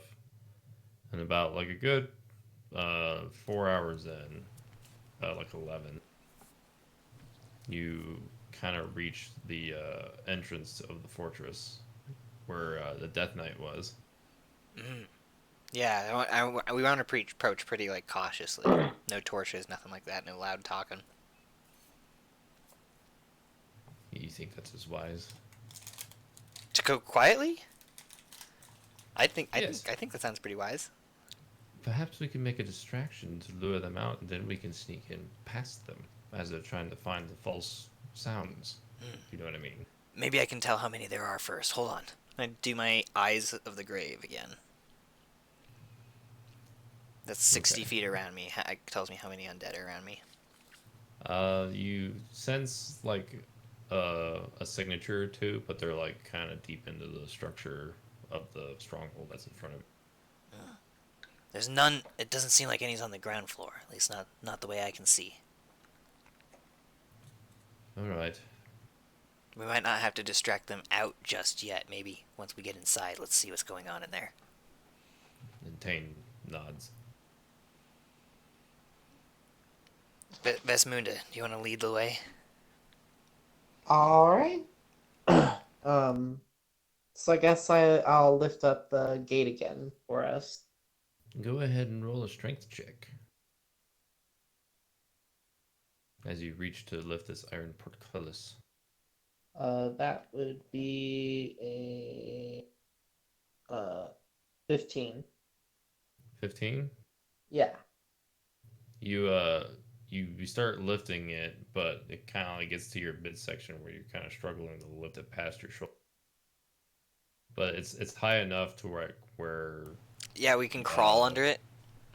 yeah, you guys would be prone if you're going past. I'm gonna get down on the ground and roll under it, Indiana Jones style. Tane does the same. And then how are you gonna get in Vesmuna? I'm going to try one more time to lift with my legs and actually hoist it up. If you can't lift it, we can go try to find another door for you. Tane helps you, so he's like going up to the portcullis and starts lifting, and he kind of negates your disadvantage because you're like holding it for a while. So now you just roll normally. Just roll another. I want to try to help too. Okay, then that makes it so you do have advantage. Okay.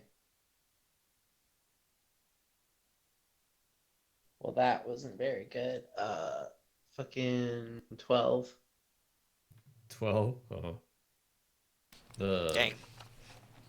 portcullis like doesn't really get much higher. Then you kind of start losing your grip, and Tane and Sigan, you guys are just not strong enough to hold it, so you guys kind of start falling with. Well, I let go of it and back up. Tane does the Yeah, same and just slams to the ground. So now we're separated. For the moment. Okay. I'm sure she can try again, right? What happened? You're normally strong. That's a heavy door. Let's see you lift it. You just saw me try. Tane just kind of like rubs his nose after, like rubs his hands because they're kind of like impressed with the portcullis. Well, we should probably try to let her in. She's gonna be more helpful than here than out. Do you see any doors nearby? like a collapsed side of the portcullis like opposite from you, and then it kind of like just before that it bends right into that hall that you guys were in before with the two doors in the center. Okay, do I hear any kind of movement or any kind of anything like that down the hall? Make a perception check. I got 5.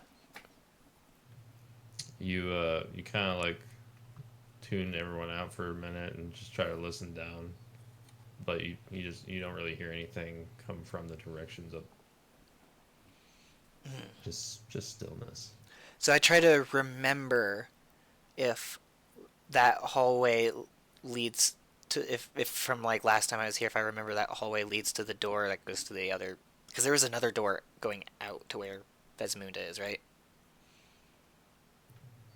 Yeah, it'll be like the collapsed entrance opposite of you guys. Right. Yeah, I remember we tried to go in that way and we were like, "Fuck that, we're gonna go through the gate." Hmm. Um, yeah, I'm gonna go down the hallway then, but I'm gonna try to be. I'm creeping. I'm stealthing. Are you still wearing your scale mail? I am still wearing my scale mail. Shit. Uh, can I put it in my backpack and take it with me if I take it off? Yeah, you can doff it and put it Okay, in so your I backpack. turn to Tane and I go, cover me real quick. This is gonna get awkward. And I strip off my armor, get back down to my clothes.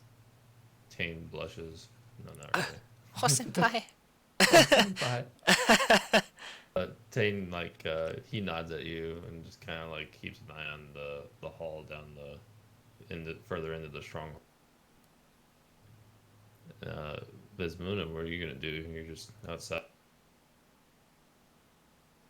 All right, after catching my breath, I'm gonna try and lift this gate again. Okay. Roll strength check with no disadvantage word. Ugh. 14. That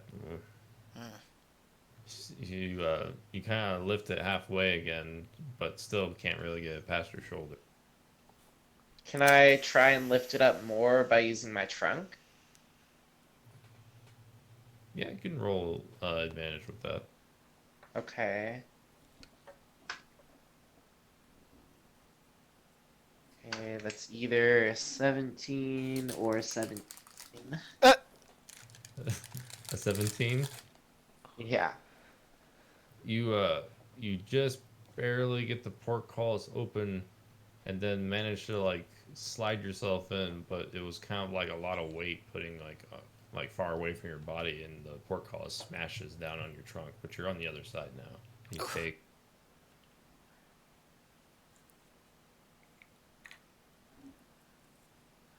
Take how much? 3 damage. Oh. Just kind of pinches your little schnozzle. Oh, my schnoz. Oh. Ow, my schnoz! But you're in though, at least. Okay. Uh, let's see. I have to make a check with Tane real quick.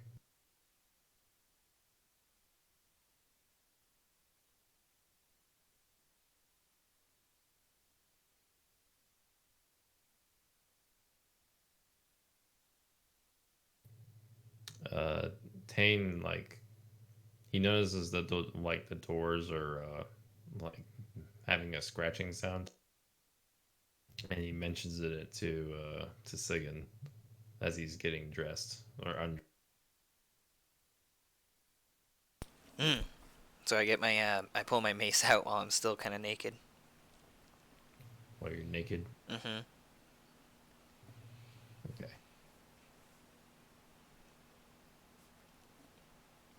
Okay, I'm like quietly sneaking over to these two. Uh, I want to gesture towards her like that. There's like I like point over in the direction that that Tane told me the noise was coming from. And then you get the idea that they see something in the hall. And then are you all like try to be stealthy then? Yes. Okay, make a stealth checks.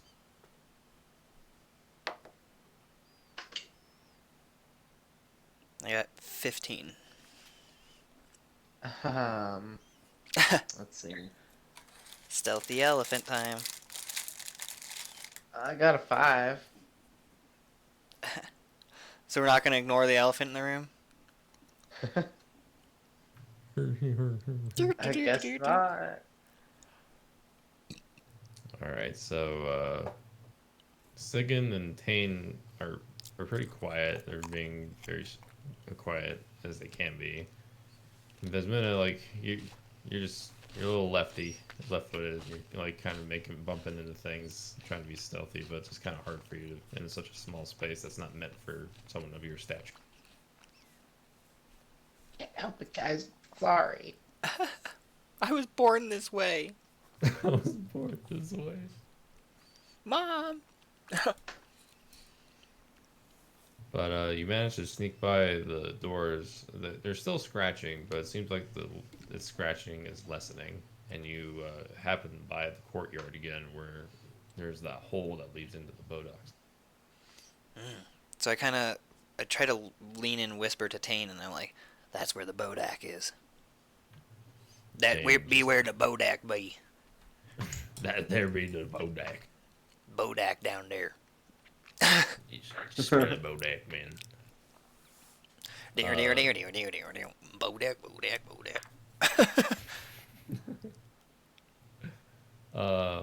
Tane, he just nods and like. Doesn't surprise me that they're hiding in the darkness of the world. They're little bitches. or the Dungeons and Dragons equivalent, they're little cunts. No? That's Game of Thrones. And Witcher, probably. And Witcher. I guess the D&D one would be there. They're bad. They're chaotic evil. I'm sorry, I just went on a tangent there. Sorry. So we're all together and we're about to go into the courtyard. Can I do my sense undead thing again for 60 feet? Yeah. Yeah. Because you said there were 2 senses that I had to pick up. Can I try that again and learn a little bit more about those? Sure. So I do that. So the spell just lets you know what it is exactly? No. I detect undead until next turn within 60 feet that isn't behind total cover. Doesn't tell about capabilities or identity. Oh, in that case, you only sense one, and it's the Bodoc. Gotcha, okay. Well, he's down there. Attain. He knows here. So what I do is I pull out my bag and I kind of rummage in it a little bit, and I pull out my anti-magic potion and I go, so here's what we need to do. We need to sneak up on him and whoever is sneaking on him needs this. And if they take this, they'll be able to get close enough to not be affected by his aura. So, and I kind of look over at Tane, I'm like, you kind of seem like the sneakiest of the 3 of us.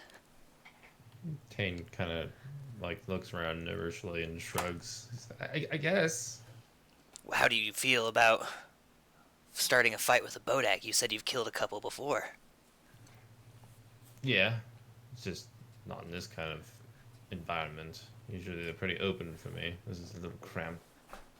Well, it's only going to get a little bit more cramped when we get down there. Do you think you can handle it? I guess. I don't know if I like your confidence. I don't either.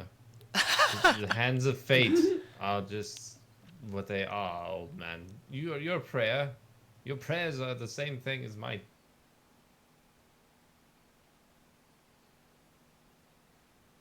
But I think we'll be fine. And so I guess I give him the anti-magic potion. And he grabs it from you and drinks the whole thing. Besmuna. And Yes. So we're gonna sneak up to the top of the stairs and we're gonna be ready for the fight, but we don't want to be right up against him because we're not gonna be good against his aura. I can't words well. My words. My words. Agreed. Is there anything I can do to prepare? It seems like everything is just on the fly. Yeah. Oh, you know what I actually am gonna do? I'm gonna cast.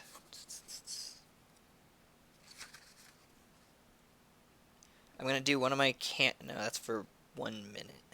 Actually, yeah, I'm gonna do is I'm gonna do my cantrip guidance on Tane. So one willing creature I touch gets 1d4 to extra to an ability check for the next minute, oh, okay. and they can roll Uh, before or after making the check. oh, okay. Yeah, they can add the d4 before or after they make it. Nice. And then so that's just a cantrip, so that didn't cost me anything. And then I am also going to cast False Life on myself again. That costs a spell shield that lasts for an hour, and it gives me 5 temporary HP. Nice. And then I think there's one more I can do, whether or not, but based on whether or not it's. No, actually, that looks like everything I can do right now. The other one I'd have to concentrate on. But yeah, I think I'm all prepared. I'm ready. That's why I like look at the others and I nod. All right. I'm And ready. Tane, like, he starts, like, what's he supposed to do? He's like trying to lure it out. Um. So the thing was we needed to get the drop on it because they're really easy to kill when they're like not aware of you. Is what Tane was telling us, I think. Oh, okay. And then we gave him the anti-magic thing because they have some sort of aura that like can be like crippling or something nearby. Yeah.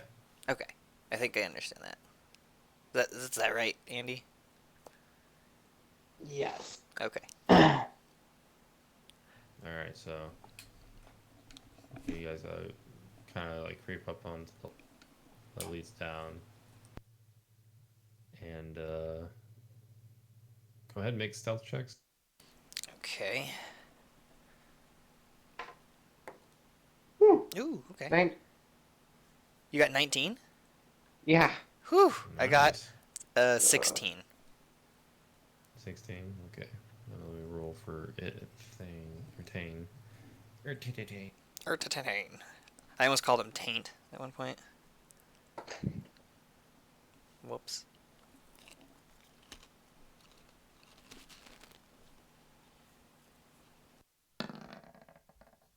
Oof. Ooh. Tane kind of got clumsy. Uh-oh.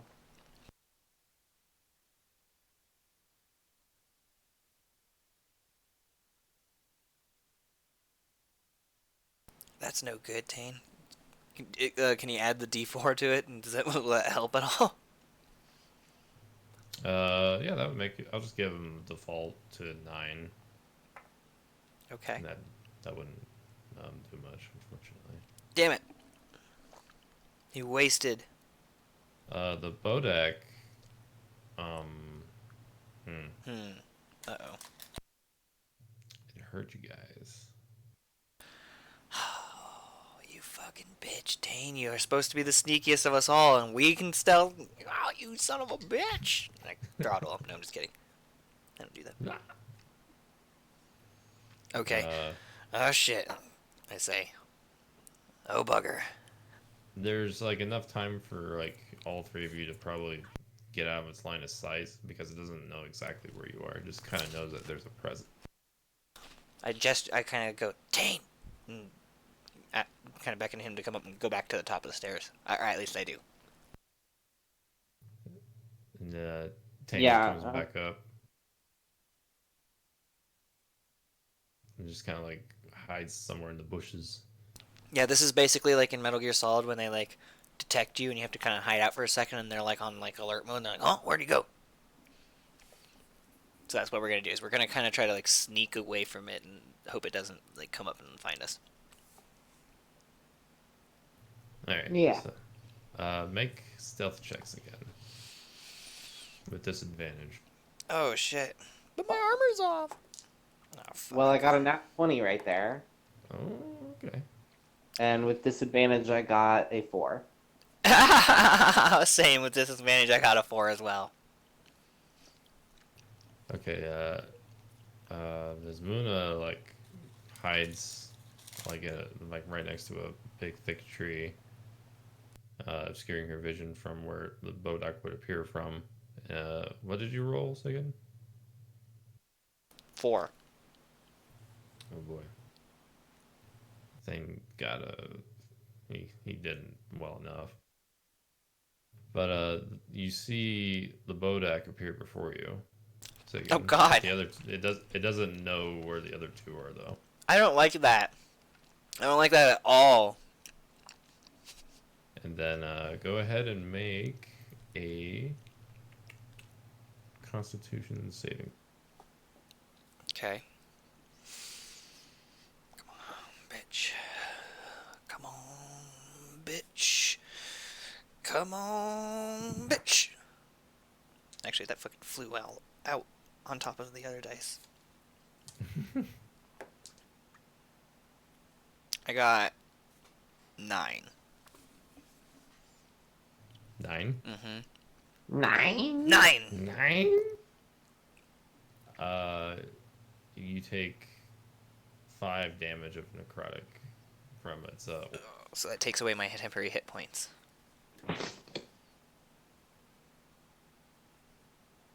That's why I got those. and go ahead and make one more Constitution saving throw because it's Shit. looking right at you. Ooh, okay. I got 20, not an unnatural 20. Oh, really? Nice. Let me go ahead. So you're not frightened, and you just take 8 damage from its stick. Oh, fuck. I thought that was gonna be good. Oh, shit. It must have been way worse. If you failed, you would have taken 16, and you would have been scared. You couldn't move, and then it would just keep staring at you until you. That's fucking awful. That's terrible. It's very bad. This is a very mean creature. And then between Sigurd and the Bodak, you have to roll initiative.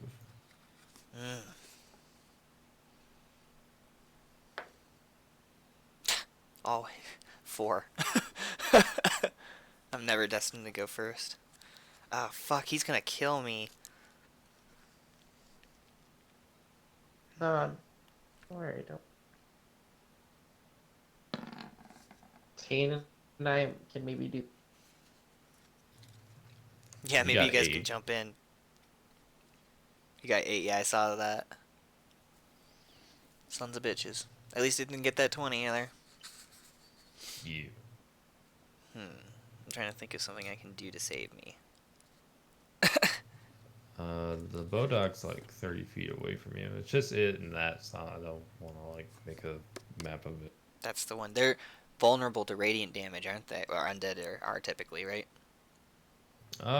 Some forms of undead, like shadows, they're very vulnerable to radiant damage because that's it. Like totally Or are they screws just? up their being. Is it there's something that they are not, maybe not vulnerable, but They get like disadvantage on like attacks. I think made after being hit with radiant damage.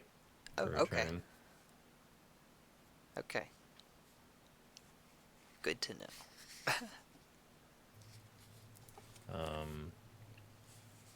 Yeah. So.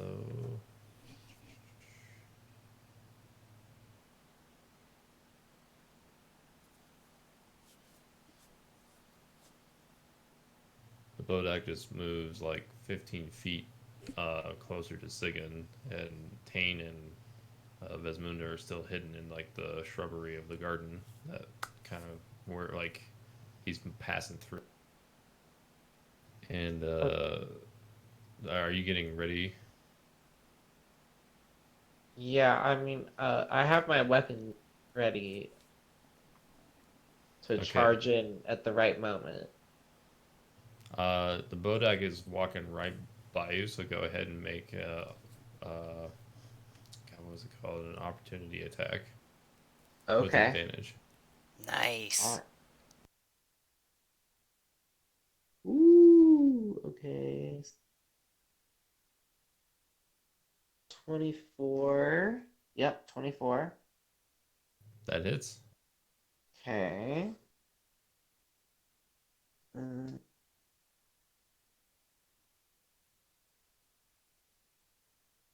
Uh, we got 6 damage. 6. Yeah. So you strike out from the bush, striking downward right on the Bodak's head, but your mace just like slides off like if you were hitting a rock, and the Bodak just looks at you. Go ahead and make a Constitution saving throw. Okay.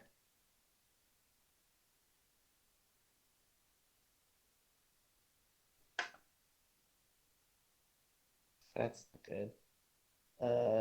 Fuck, what is that?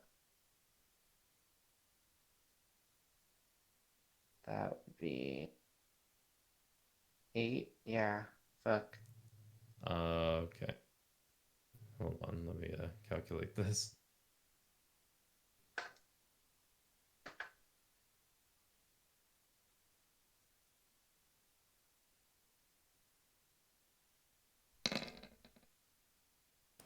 Oh wow.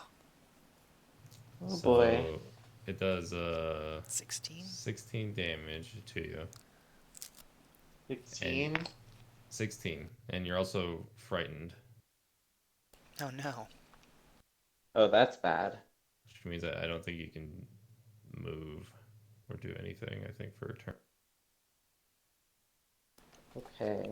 Oh wait, I might have something to fix that. How far away am I at from Vesmoon and the Bodak? Like 10 feet. That puts me at 7 HP. 10 feet. Okay, I have lesser restoration. I can end a disease or condition Oh. on something I touch. A disease or condition? Yeah. Can end Hmm. one disease or condition like blinded, deafened, paralyzed, poisoned. Oh, okay. Hold on a second. So you're gonna use that on Vesmuna?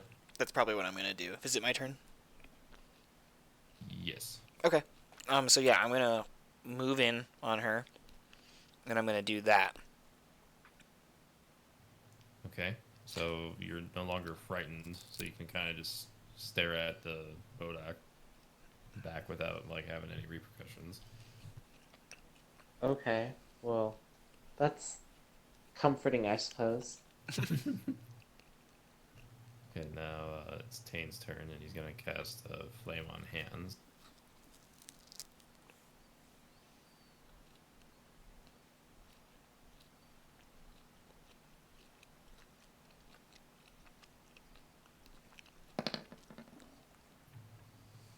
And he hits barely.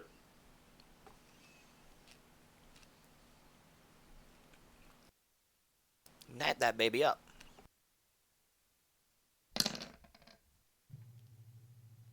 Oh wow. 12.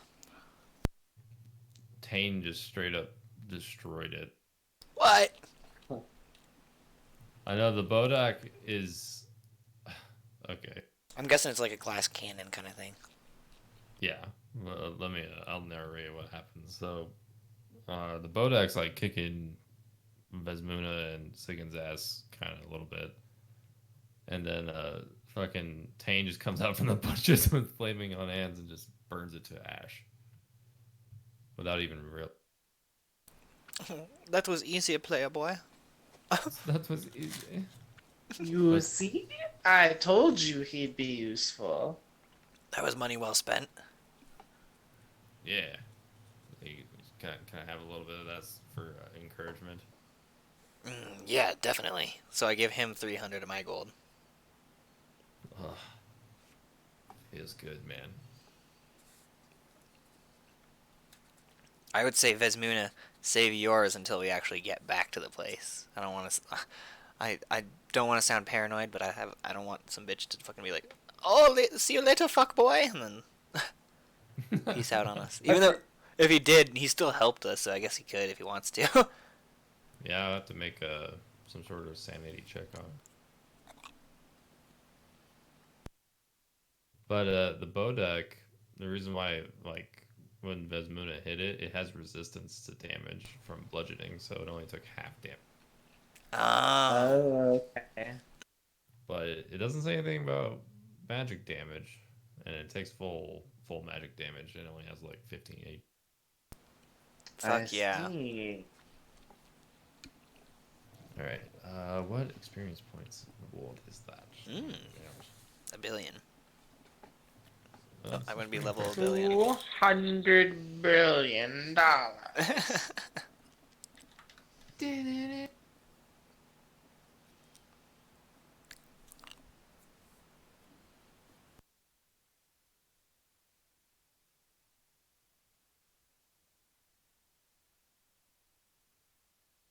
All right, hold on.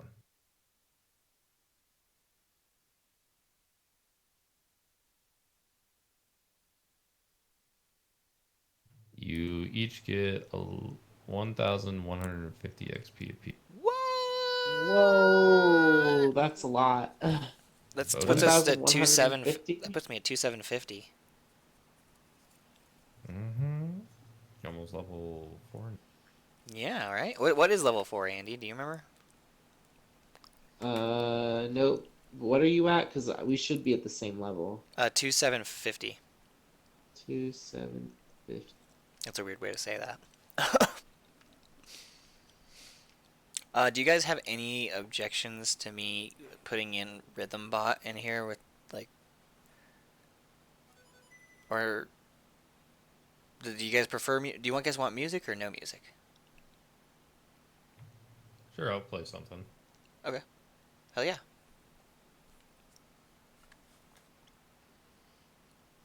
Damn. If I had to guess though, probably like 3,600 is the next level up. I don't know. Okay, I'll look it up. D&D XP.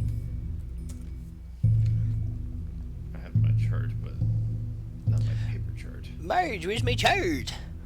Where's my chart, Marge? But Marge, my chart. Oh, we leveled up. It's 2,700 is level 4. Oh, so we just hit level 4. We just hit level Yep. 4. Okay. You guys can resolve that now if you want, or just keep pressing on with what you got. We just beat it, right? There's a chest in the room, or it's just the door it's guarding? Oh wait, we're actually up at the top of the stairs, right?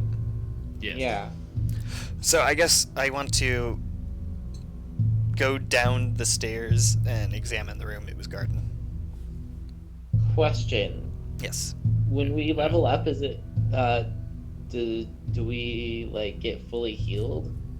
Ha! Is it like World of Warcraft? Yeah. Sure. Sure. All right. I like that. I mean, level ups are pretty rare. They Yeah. don't happen like They're more than especially once a- rare in this game. Yeah. I'm alright with it. All right. Sweet. Is there a way I can change how loud this music is? I think I saw one. Yeah. Here you go. What the fuck? Oh, I gotta move me. Move it. There we go. That's a good little level right there. That's a satisfying little level. Oh yeah, I keep forgetting I push to talk. Oh. You go into the Bodak's little cavern, and it's like a little alcove, like a dugout. First. Then you see that giant iron door that's familiar to you, and on it, what languages can? I can speak Goblin, Infernal, and Draconic. Um, and Draconic. What languages do you read, Basmuna? Common and Luxodon. Okay, Tane's only. Oh, Tane knows Dwarvish. So, like on the door, you notice it's like inscribed with dwarven runes, and like the door is bound by an iron chain that looks like magical in nature. Can I do my Eyes of the Grave one more time? I believe you have one more, yeah. Yeah, we just took a rest, and I've used it once since the rest, right? Oh, with your level up, yeah, Oh, does it reset with the level up? yeah, sure. Oh, okay, cool. Yeah, I get to do that 3 times. It's my Wisdom modifier before a long rest. So I'm gonna do that real quick now and just make sure that that Bodak was our only company, even though I'm pretty sure it's not. Okay. So you pulsate your sense, and you can kind of see beyond the door, further in, like faint signatures of undead, and some behind you, but it's very faint and seems scattered. So I kind of turn to them and I just go, "There's definitely some undead beyond the door, and I think there might be some on the road behind us, just outside the stronghold." Hmm. Undead everywhere. No surprise there. Yes. We should watch The our ones backs. that leave us alone, hopefully. As long as we don't make too much commotion. We gotta make sure they don't come into the stronghold. We just watch our backs. So then, Tane. Oh, what were you gonna do? actually, I didn't know. So sorry. No, you're good. Like, Tane kind of like notices the inscription in Dwarven behind you and reads like, "Oh, it's the Dread Tunnels of Malice." Dread tunnels of Well- malice. Sounds bad. I never heard of it before. Can I do a history check to see if I know anything about that? Sure. Okay. I got an 11. 11? Mm-hmm. You know, like, based on the craftsmanship on the door, it seems like the halls are dwarvish in nature. But that's about it. Can't really tell if there's like a history behind it, other than it's been there for a long time. Some dwarven ruins. I comment. Seems so. Can you open the door? I want to take a look at the lock. And it feels like there's some sort of magic coming off of the door. Tane kind of looks down at the chain that you're on. And he says, "I only know how to read Dwarvish, not speak. Maybe the chains are bound by a spell." And you don't know the spell? Tane just kind of shakes his head. Do you know who might? Perhaps an arcanist, but I could try melting it. Well, that does seem to be your speciality. Are you cool with that, Vesmuna? He is pretty good at burning. Well, I'm gonna stand back. That's my scooting back noise. Yeah, I'm gonna back up and just hold my shield up. Yeah, me too. After you guys back up and Tane like notices you're at a safe distance, he does like a little gesture with his hands and brings it into a prayer again, and then brings them forward and like grabs the chains, and his eyes start flaming, and then like flames start shooting from his hands that like start glowing blue and stuff, and like as hot as it got, you can like feel the radiant heat coming off of it. It doesn't seem like it's melting the golden chains holding the door closed. Doesn't look like that's working there, buddy. And then the fires extinguish, and then he stops. He's like, I don't think I can melt these. They're still cool to the touch. This is some strange magic. Perhaps you can break it. I I will certainly try. Are you gonna like smash it with your hammer, or are you gonna like try to rip it off? Try and smash it with my hammer, I guess. Okay, go ahead and make a attack roll. That would be a 23. That hits. Okay. Let's damage roll then. We got us a 7. Desmuna like strikes the golden chain with her warhammer, and it kind of like gives it a dent, but it's still more or less intact. But it seems like there's visible damage on. I'm gonna give it a whack too. Go ahead and roll an attack roll. I got a 15. Go ahead and roll for damage. I got a 4. Bludgeon. Sigyn strikes at it with his mace, and it also kind of left a dent in the metal of the chain, kind of near where Vesmuna hit. She's given. Alright, I'll try again. Nat 20. Okay, Oh roll for shit! And actually, I'm doing it two-handed this time, by the way. Sorry. damage. Oh, okay, no problem. So, oh, it's still just a 6, whatever. But I guess 12 with the nat 20. So Vesmunda like grips her warhammer with both of her hands and makes like a mighty overhead swing downwards towards it, and just the chain. As soon as the warhammer hit the chain, you like felt an explosive force kind of like pushing you guys back a little bit, and the chain just space apart. Look Fall the to pussy ground off the in a chain magical wax. heap. Now the door is opened. Is it like open, like we can see it through it? It kind of like cracks open from the force of the blow, so you can kind of peer into it, but it's mostly dark to what you can. I sensed undead back there. Prepare yourselves. Well, okay. And actually, I do prepare myself by giving myself a shield thingy. Which one was that?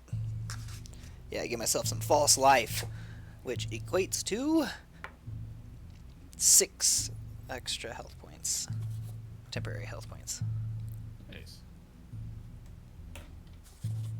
All right. Okay. You notice like when you peer into the beyond the door, it's like a staircase that leads down a good 10 feet, and then it just kind of meets with solid ground and keeps going further in the shadows. So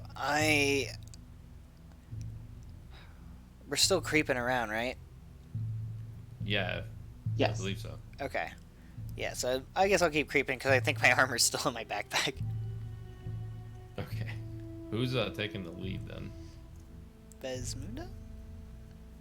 Yeah, I will, because I am the toughest.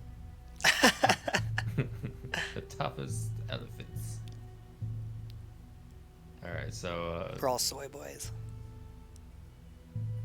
Muna, Sigund, and Tane go down the stairs in like a stealthy manner to try not to draw too much attention. However, though, like the further you go in, the darker it gets. Like you guys can't even see past your face. So as soon as you get to the base of the stairs, it's just pitch blackness beyond.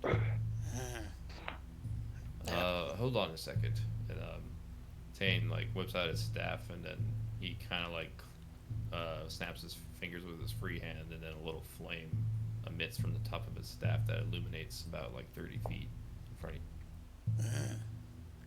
Well, if you're gonna have the Okay. fire on, I'm gonna put on my armor again. Try to make it quick. Alright, so I kind of just strap back on my armor pieces real quick. Okay. And then let's see. So you guys are Let's go slowly. So it kind of continues on as a tunnel further in, and then it seems to take like good, like, who knows how long. And then as you approach that, you see that the next 10 feet ahead of you is to the left, there's a door. There's a simple wooden door. Mhm. And then to the right of that is a tunnel that just keeps going on. Which way? What do you think, Hmm. Vesperta? Perhaps. Um, I'd like to listen at the door. All right, make a perception. Okay. Uh, 12 plus 2, 14. 14. You kind of have your ear on a good part of the door for a minute or two, and it's just stillness. Nothing really like comes out to bear to mind that seems noisy. All right, well, I'm going to try and open it. Let's see. As you try to open the door, it seems like it's stuck on its frame and it doesn't give in any further. Like the wood's kind of like warped. Hmm. Not worth the trouble, I think. So there's two passageways we can go down then, right? We can keep going down the way we were, or go down to the right.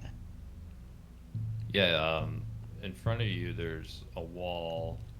Oh, I'm sorry. In front of you is the door. To the right of you is a wall that leads on to the tunnel that goes off right when you came from them. But there's no straight ahead, right? It's just the right turn. Yeah. Okay. Okay.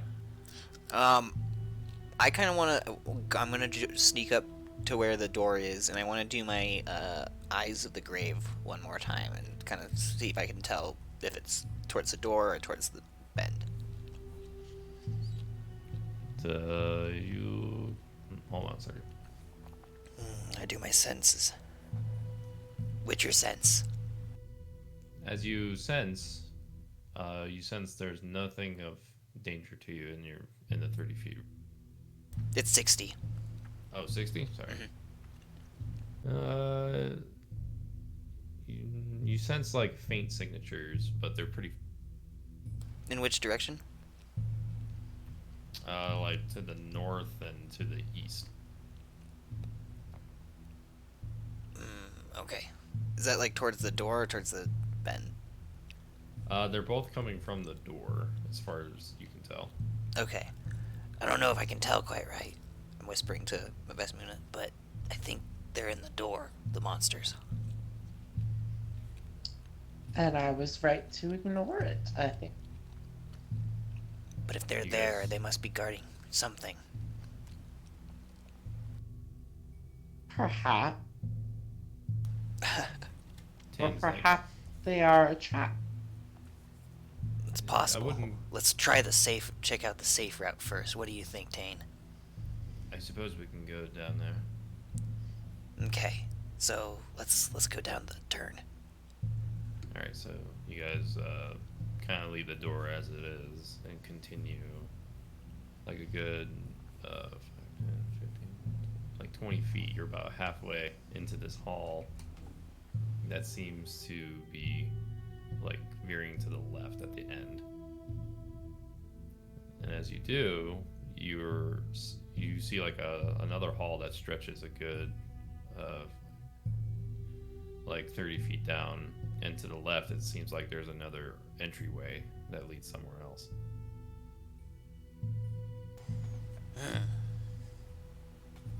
What do you think, Vesmuna? Not a door, but like another corridor that leads off. Yeah, like, kind of like an entryway to a corridor, Yeah. but without a door. No door.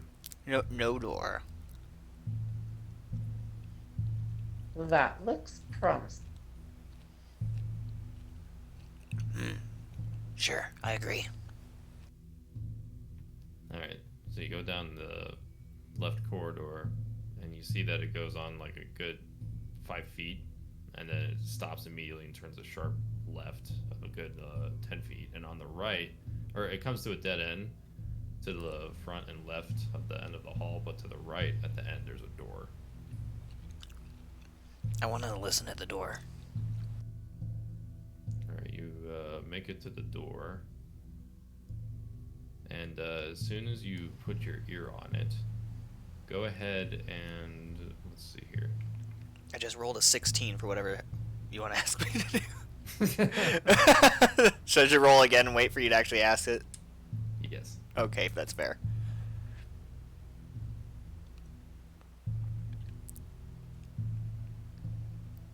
So I put my ear on my you door. And I get corona because I shouldn't be touching surfaces with my face so intimately. make a dex save. A dex save? Oh, fuck. That's like the one I'm not good at. 14.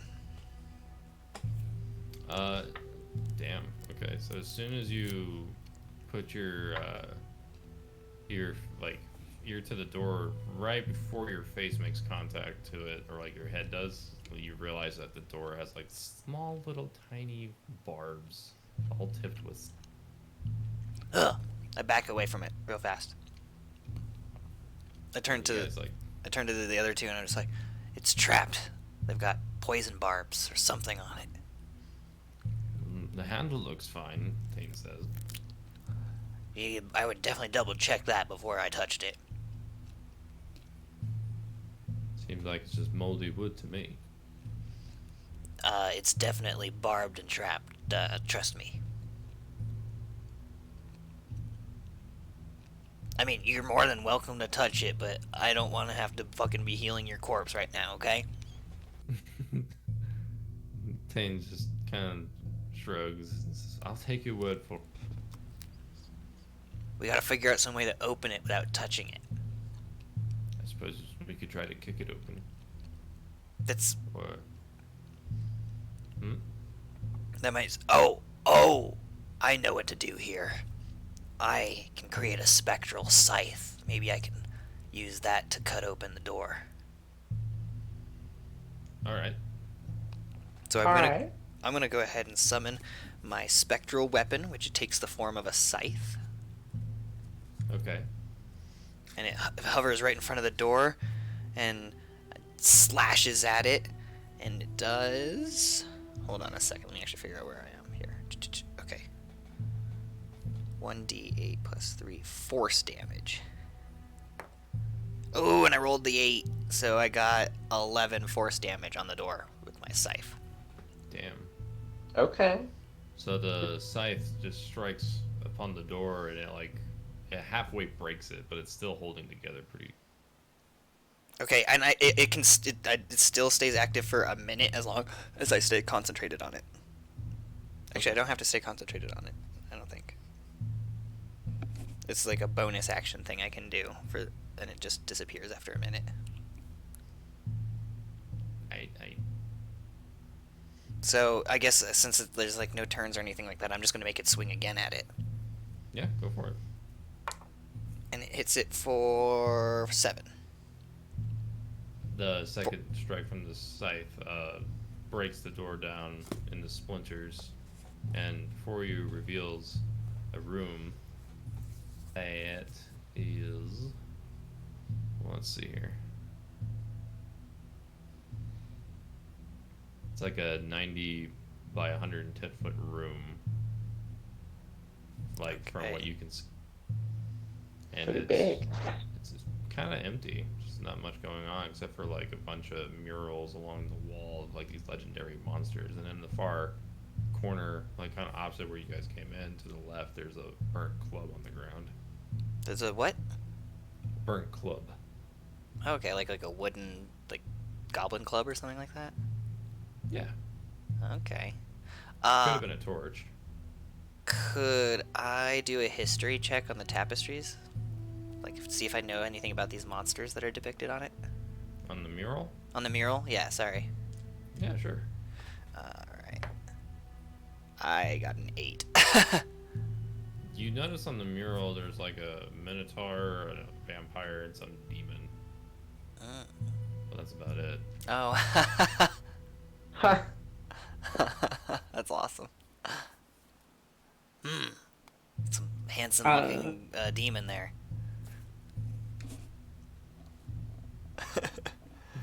I get really evil feelings from that vampire, though. Such a bitch. Yeah, I want to see if I recognize anything from the mural. Okay, go ahead and make an intelligence check. Intelligent. Okay. 13. Same thing. It's just kind of what he saw, but you notice that the mural kind of depicts some sort of story, but you can't really sure what it makes out because you're not really familiar with the history of the place. I want to go check out the burnt club. What? I want to go check out the burnt club. Alright, so you meander over to the corner of the room where the burnt club is, and you see, like, on the far right of the room, there's another wooden door to the, like, corner. And then, as you approach the club, you just notice it's just a burnt club.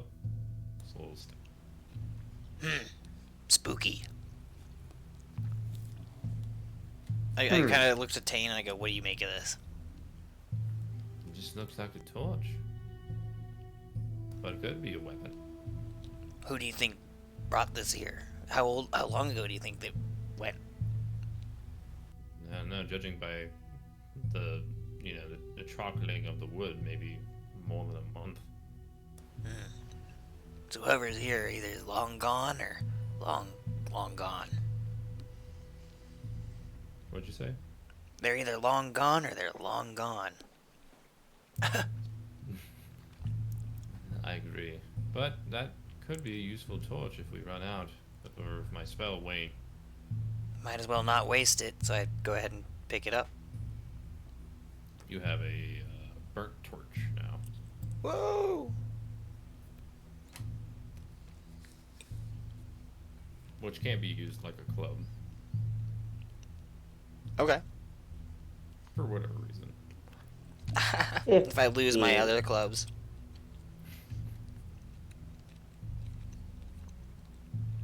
And then to the right of where you guys came in from, there's another entrance, like an archway that leads into looks like another corridor. And further beyond that, in the same room on the bottom right, there's like another like wooden door. So there's another corridor and there's 2 doors? Yes, there's a door that's to the like north right corner of the room, and another one to the south right corner of the room as well. Which way?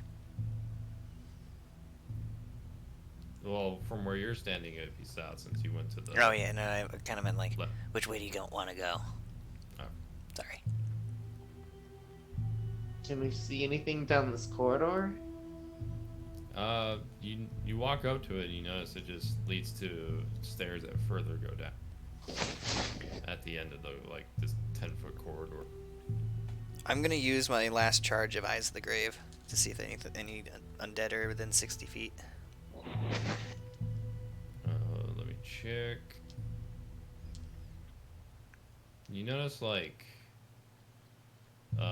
not below you, but in front of you, like into the walls, eastern walls of the room, that you can detect an undead presence. Something on the other side of this wall, and I kind of touch the wall. They're probably in those side rooms. So I think how do we avoid them? whatever we're looking for is further down. You lead the way. All right. I'm gonna start heading down the corridor then. Alright, you head down the corridor where you meet the top of the stairs that lead down.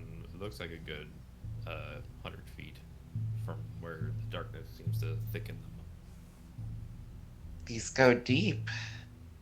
This must be the right way. I'm starting to get a little uneasy at this. Same here. Something about this feels like a trap. You descend down the stairs, and then you're greeted with another corridor that leads. Looks like it seems to go longer than ahead of you.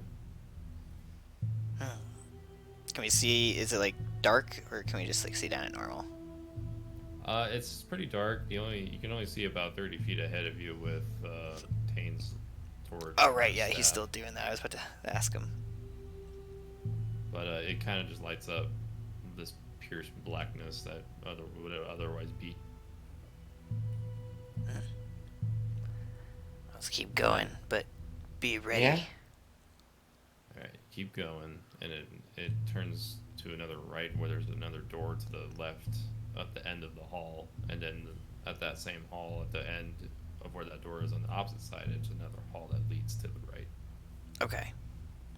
I want to kind of listen at that door. Go ahead and Agreed. make a perception check. Ooh, nat 20. Okay. You don't really hear anything. What a pathetic nat 20. You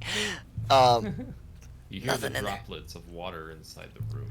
It seems like it's Can I? dank. I'm gonna try to open the door. As soon as you do, it resists you. It's like it's stuck. Kind of like a lot of the wooden doors here seem pretty old and are warped into the frame.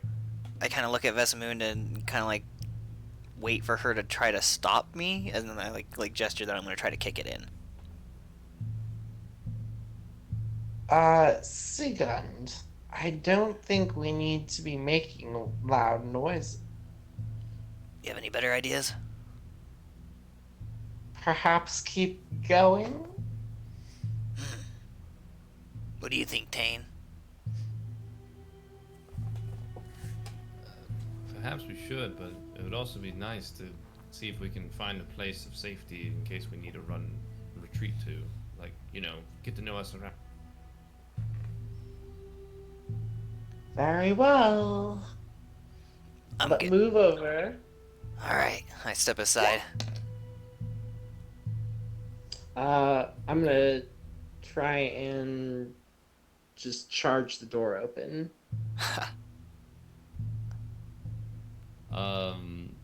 Go ahead and roll an attack. Okay. 11. That hits. Roll for damage.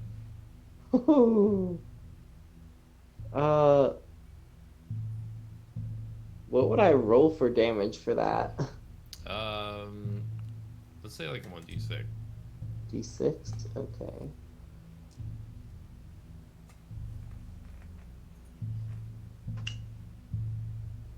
Then 4. You bash the door with your tusks, and it does a visible damage to it, but it's still. Okay. I'm gonna try giving it the boot. Be my guest. Taste my boot, door. And I kick it. Roll for an attack. That'd be a strength attack. I got 8. So you like try to kick it, but you kind of like balance wrong on your other foot, and you kind of like accidentally kick the frame, like the stone frame, and miss the door entirely. Well, that's embarrassing. Oops. Perhaps you should let me try again. I guess I'll just leave this to the professionals. I'll go ahead and use my hammer this time at the door. You give me 1 second. I'm gonna grab a soda, or you can do the rolls grab real me quick one while I'm too? gone. Yeah, sure. Thank you. That is a 18. That hits. Cool. And then we got. Oh, that's poopy. 3 damage. So you hit the door and deal that damage, but it's still kind of like barely on its hinges. Alright, let's try this one more time then. Go for it. 17. That hit.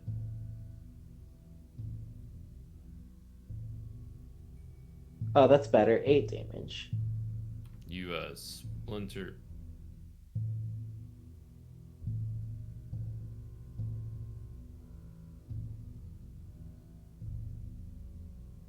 Sorry. That like destroys the door open, and to you it reveals like this little shrine room. Huh. Okay, I'm back. A shrine. So wait, what happened? She kicked it open, Yeah. and I want to peer in to see what's in there with her. I missed that Okay, part. hold on 1 second. Give me a moment. We found some sort of shrine. A shrine to Latander? Probably not. Lame.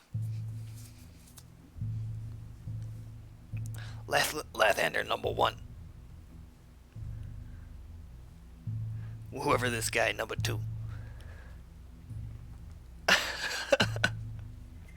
Maybe even number 3. Taiwan number 1. Alright, so y'all break down this door and you see a shrine. Oh. Do we recognize to who? Make a history check. I got a 10 on my history check. I got a 13. 13 and a 10. Ooh. Alright, so who got the 13? Sorry. That was Me. her, yeah. So Vesmuna, you know that this shrine is to an old god. A god that's not worshipped by no one anymore, at least that you know of. But your people spoke tales of how he decimated the world thousands of years ago, and it's Kurit, god of death. Oh, good. but a shrine to Kure. And below it, you see like all these ancient inscriptions in like an unworldly language that no one in your party can understand. I don't like this one bit. I sense great evil coming off of this. I concur. My people knew of this god. 'Twas not a good time when he reigned. I've only heard Kurrit when the inane babbling of undead and lich as I crush their brains. Yes. Yeah. Kurit is one of those gods we studied at the academy. Why would someone make a shrine to him here? Go ahead and everyone make a perception check. Oof. Unnatural 20. Ooh, I got a 6. All right. So before like anything else could be said, Desmunda, you hear something scuffling on the other side of the shrine. Wait, guys, I hear something. Get ready. I ready my armor and my shield and my mace, and I posture myself. I'm gonna move into position right over Wait, hold on. Can I grab that guy? I'm gonna move. Can I do a? How do I? Can I ping? Somehow? Yeah. You double click and then Uh, hold on the left. The second click. I'm gonna move there.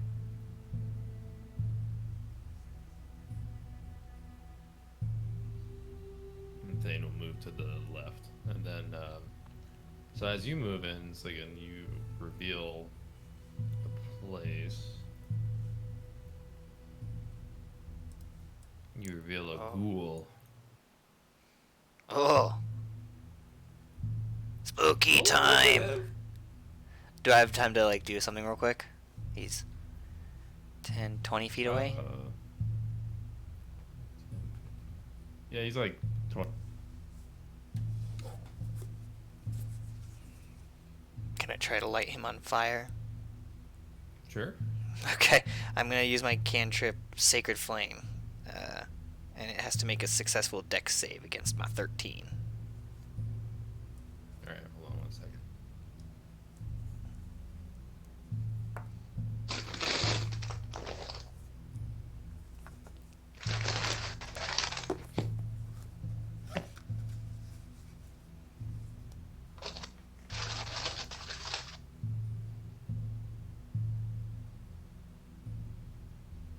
And they get no benefit from cover.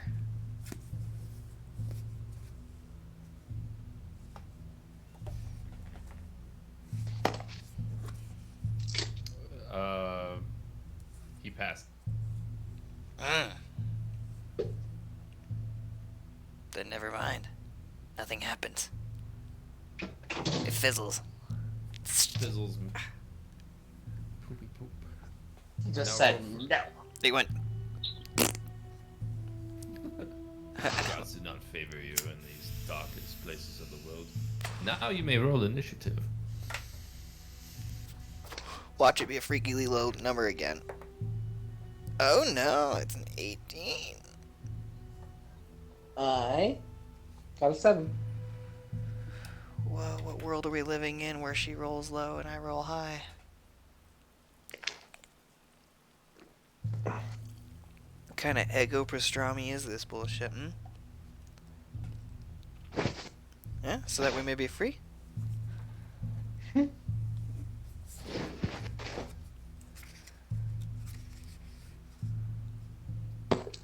They will if they must, for Allah.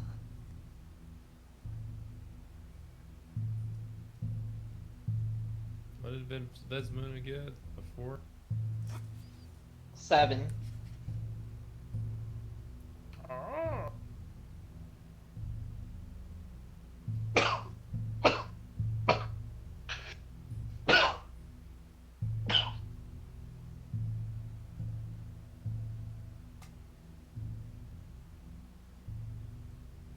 Alright, Sigan, what do you do?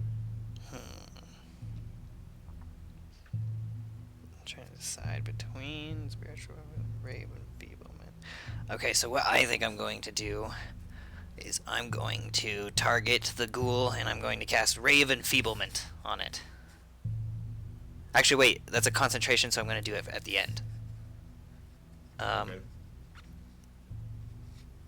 What I'm actually going to do is cast...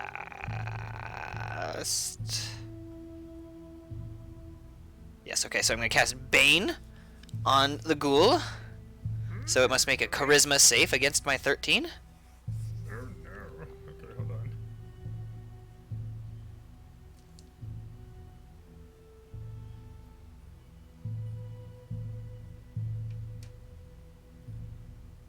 Oh my god. It rolled a 17. What? That is one charismatic fucking ghoul. Alright. It has a negative modifier too.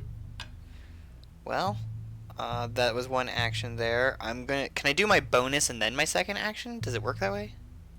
Yeah, you can use them in any order. Okay. I'm going to use my bonus then. Oh, that's a concentrate too. Shit.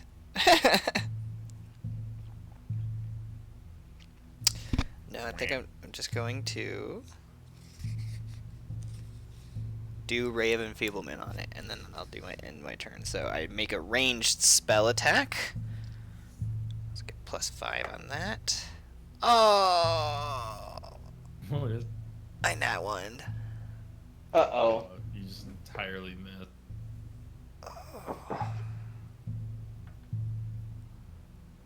You got a little excited. You just shot above the skeleton. That's all I can do. So I kind of just turn towards Vesmunda and I go, shit. Now it's the ghoul's turn.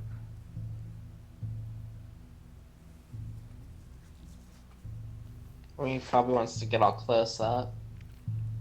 Ghouls like to lick your tits, and it's not fun. Because they got those sandpaper kitty titties. I mean, lungs. Yum. Oh, shit. So the ghoul Oh, he's gonna go knows- straight at me, huh? Yep. So that we make Well, me you free? did shoot at him wildly and accurately. I didn't know he'd take it personally.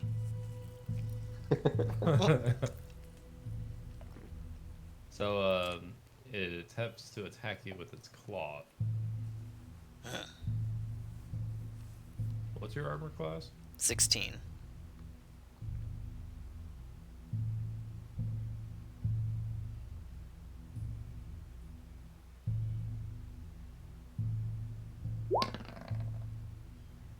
And it hits. Oh. Ouchie. I say. Ouchie. Okay, I've gotten all my nat 1s out of the way for the rest of the session. Hope. Hopefully. I need some nat 20s, baby. I think I had And one, actually. It deals 5 damage to you, and you also must make a Constitution saving. Okay. So I take those 5 out of my temporary hit points. And Constitution is 11 is my total roll. Excellent. So you pass, Yay! and that's I think all the ghoul.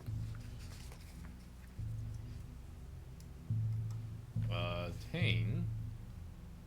Let's see what he can do. He's gonna move forward and cast Burning Hands one more time.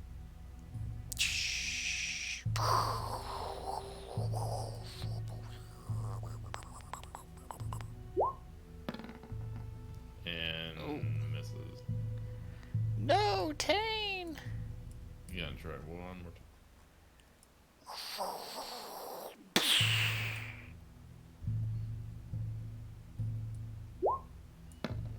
Ooh!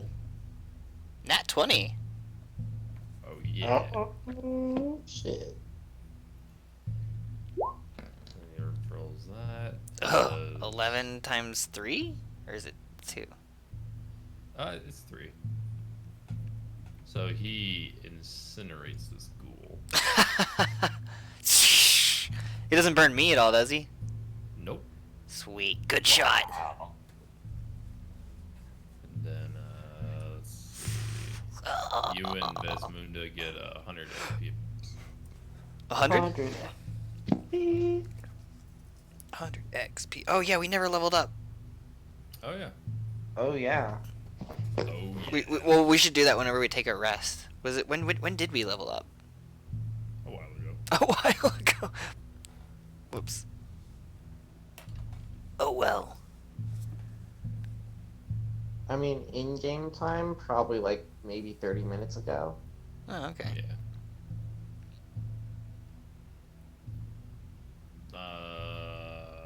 What was I gonna say?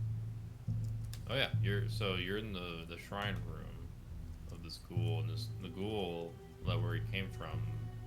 He came from behind the. From behind the shrine. Might not be Let's the only one there. investigate. Go ahead and roll intelligence.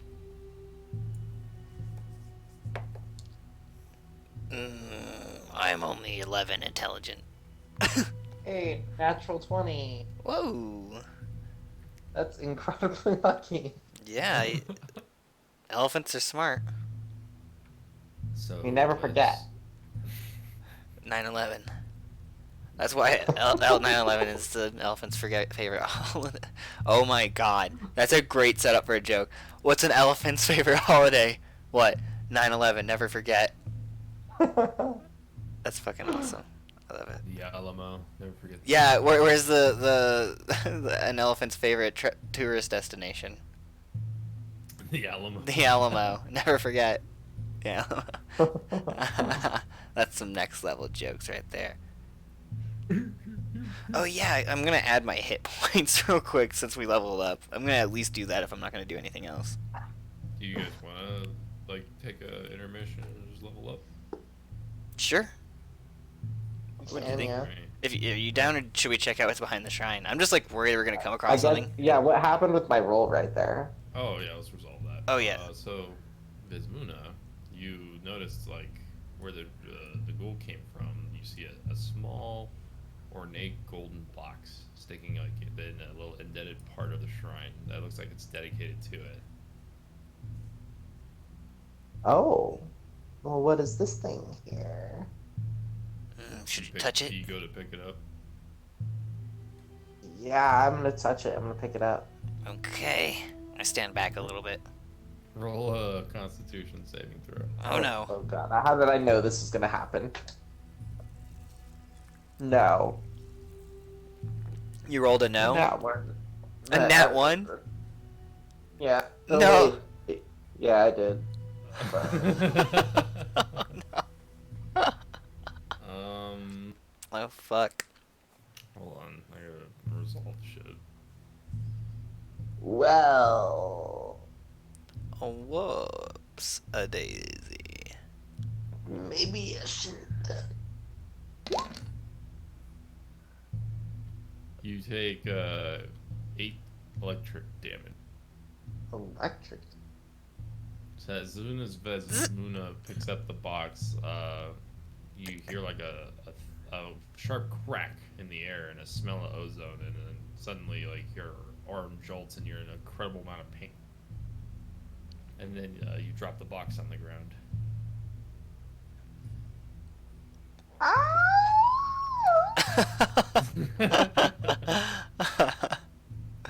Oh, I don't think I Brannigan. want to touch that. Are you okay? I'll live. Do you need any heals? Perhaps. That elephant's shriek was more terrifying than that ghoul.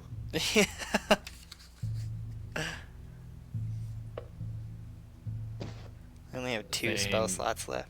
But how much damage did it do to Thing you? reaches down. Oh shit. And I mean, grabs the Is box. it 8? Oh, he's yeah. grabbing the box now? Yep. But as soon as you make contact with it, it doesn't seem to do anything. What the fuck? Why can you grab that? Maybe it was just a one-time charge Oh. meant to kill its victim.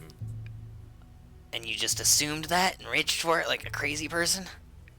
I studied traps. Fair. Alright, well, I wouldn't have risked it. Fair enough, though. What's in there? What's in the box? What's in the box? He like slowly pries it open, and inside are 3 little statuettes, like a little small purse of golden coin, about 30 golds worth, and like 5 small precious gemstones just lined on the bottom of the tray. 5? Yes, they're all different colors and shape. That looks valuable. This looks like treasure. Shall we split the gold? Sure. 3 ways? Sure. Sounds good to me. That's 10 apiece. Yes. And I suppose we can each have a figurine. And he grabs the black one, and what's left is a white and a brown one. I'll take the brown one. Well, the white does match my skin. And lucky for you, that's a figurine of an elephant. Ha! Oh. What is mine of? a bear, Ooh. and Thane's is a symbol of a raven, etched in what looks like to be onyx, and yours is some sort of like precious brown stone. It's a poop stand. It's Yeah, it's stone. petrified shit. It's petrified, yeah, petrified wood. And Vesmuna has like a ivory pearl kind of material. That's tight. I And, eat mine. And then what and about the all that- precious stones? There's 5 of them, and 3 of us. I think one of you should have the extra stone. I haven't really been hurt that much. That's awfully generous of you. But you have to decide amongst yourselves. How about just a simple game of of mace or of hammer, anvil, and pyre? We'll just say that it's their version of rock paper scissors. Hammer, I just realized anvil, that pyre. you have like a die set on you, don't you? I do actually. I have a bone dice set. Oh, hey, let's roll for it. Yeah. All right. What? How many dice do you have?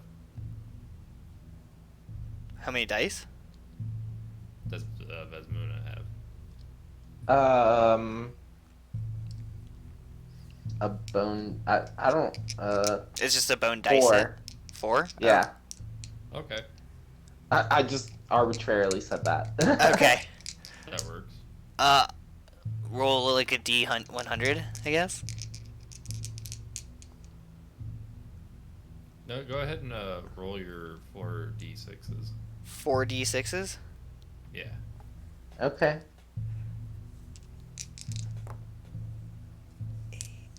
Wow. 6. I got 14 total. Got 9. Oh. In your people's customs, Vesmuna, you know that the victor with the bigger number wins. Very well. I suppose the gemstone is yours. I accept that victory. And I take the extra gemstone. Then y'all have like some good loot on you now. Yeah. So I have 2 gemstones? No, wait. That's not math. 3. 3. You have Okay. 3.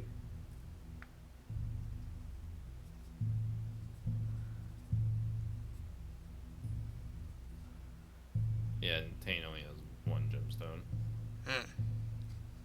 I didn't realize that's how it was split up. I don't know. I rolled over. I give the extra gemstone to Vesmuna for being a good sport. So that way we each have an extra. So we have 2.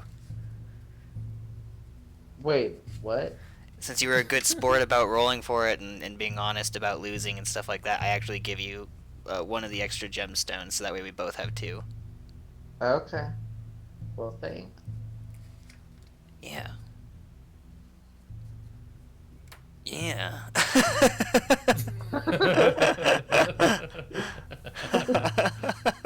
Yeah. Yeah. Should we level up? Yes. Yeah. This seems like an easy one because I think it's just ability score improvement.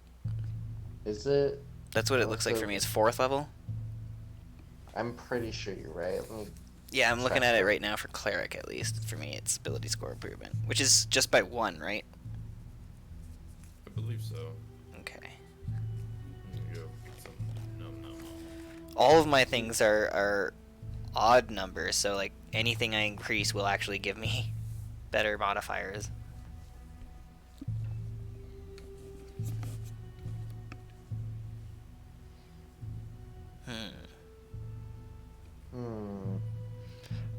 Excuse me. Ooh, I get to know another cantrip. That's pretty handy.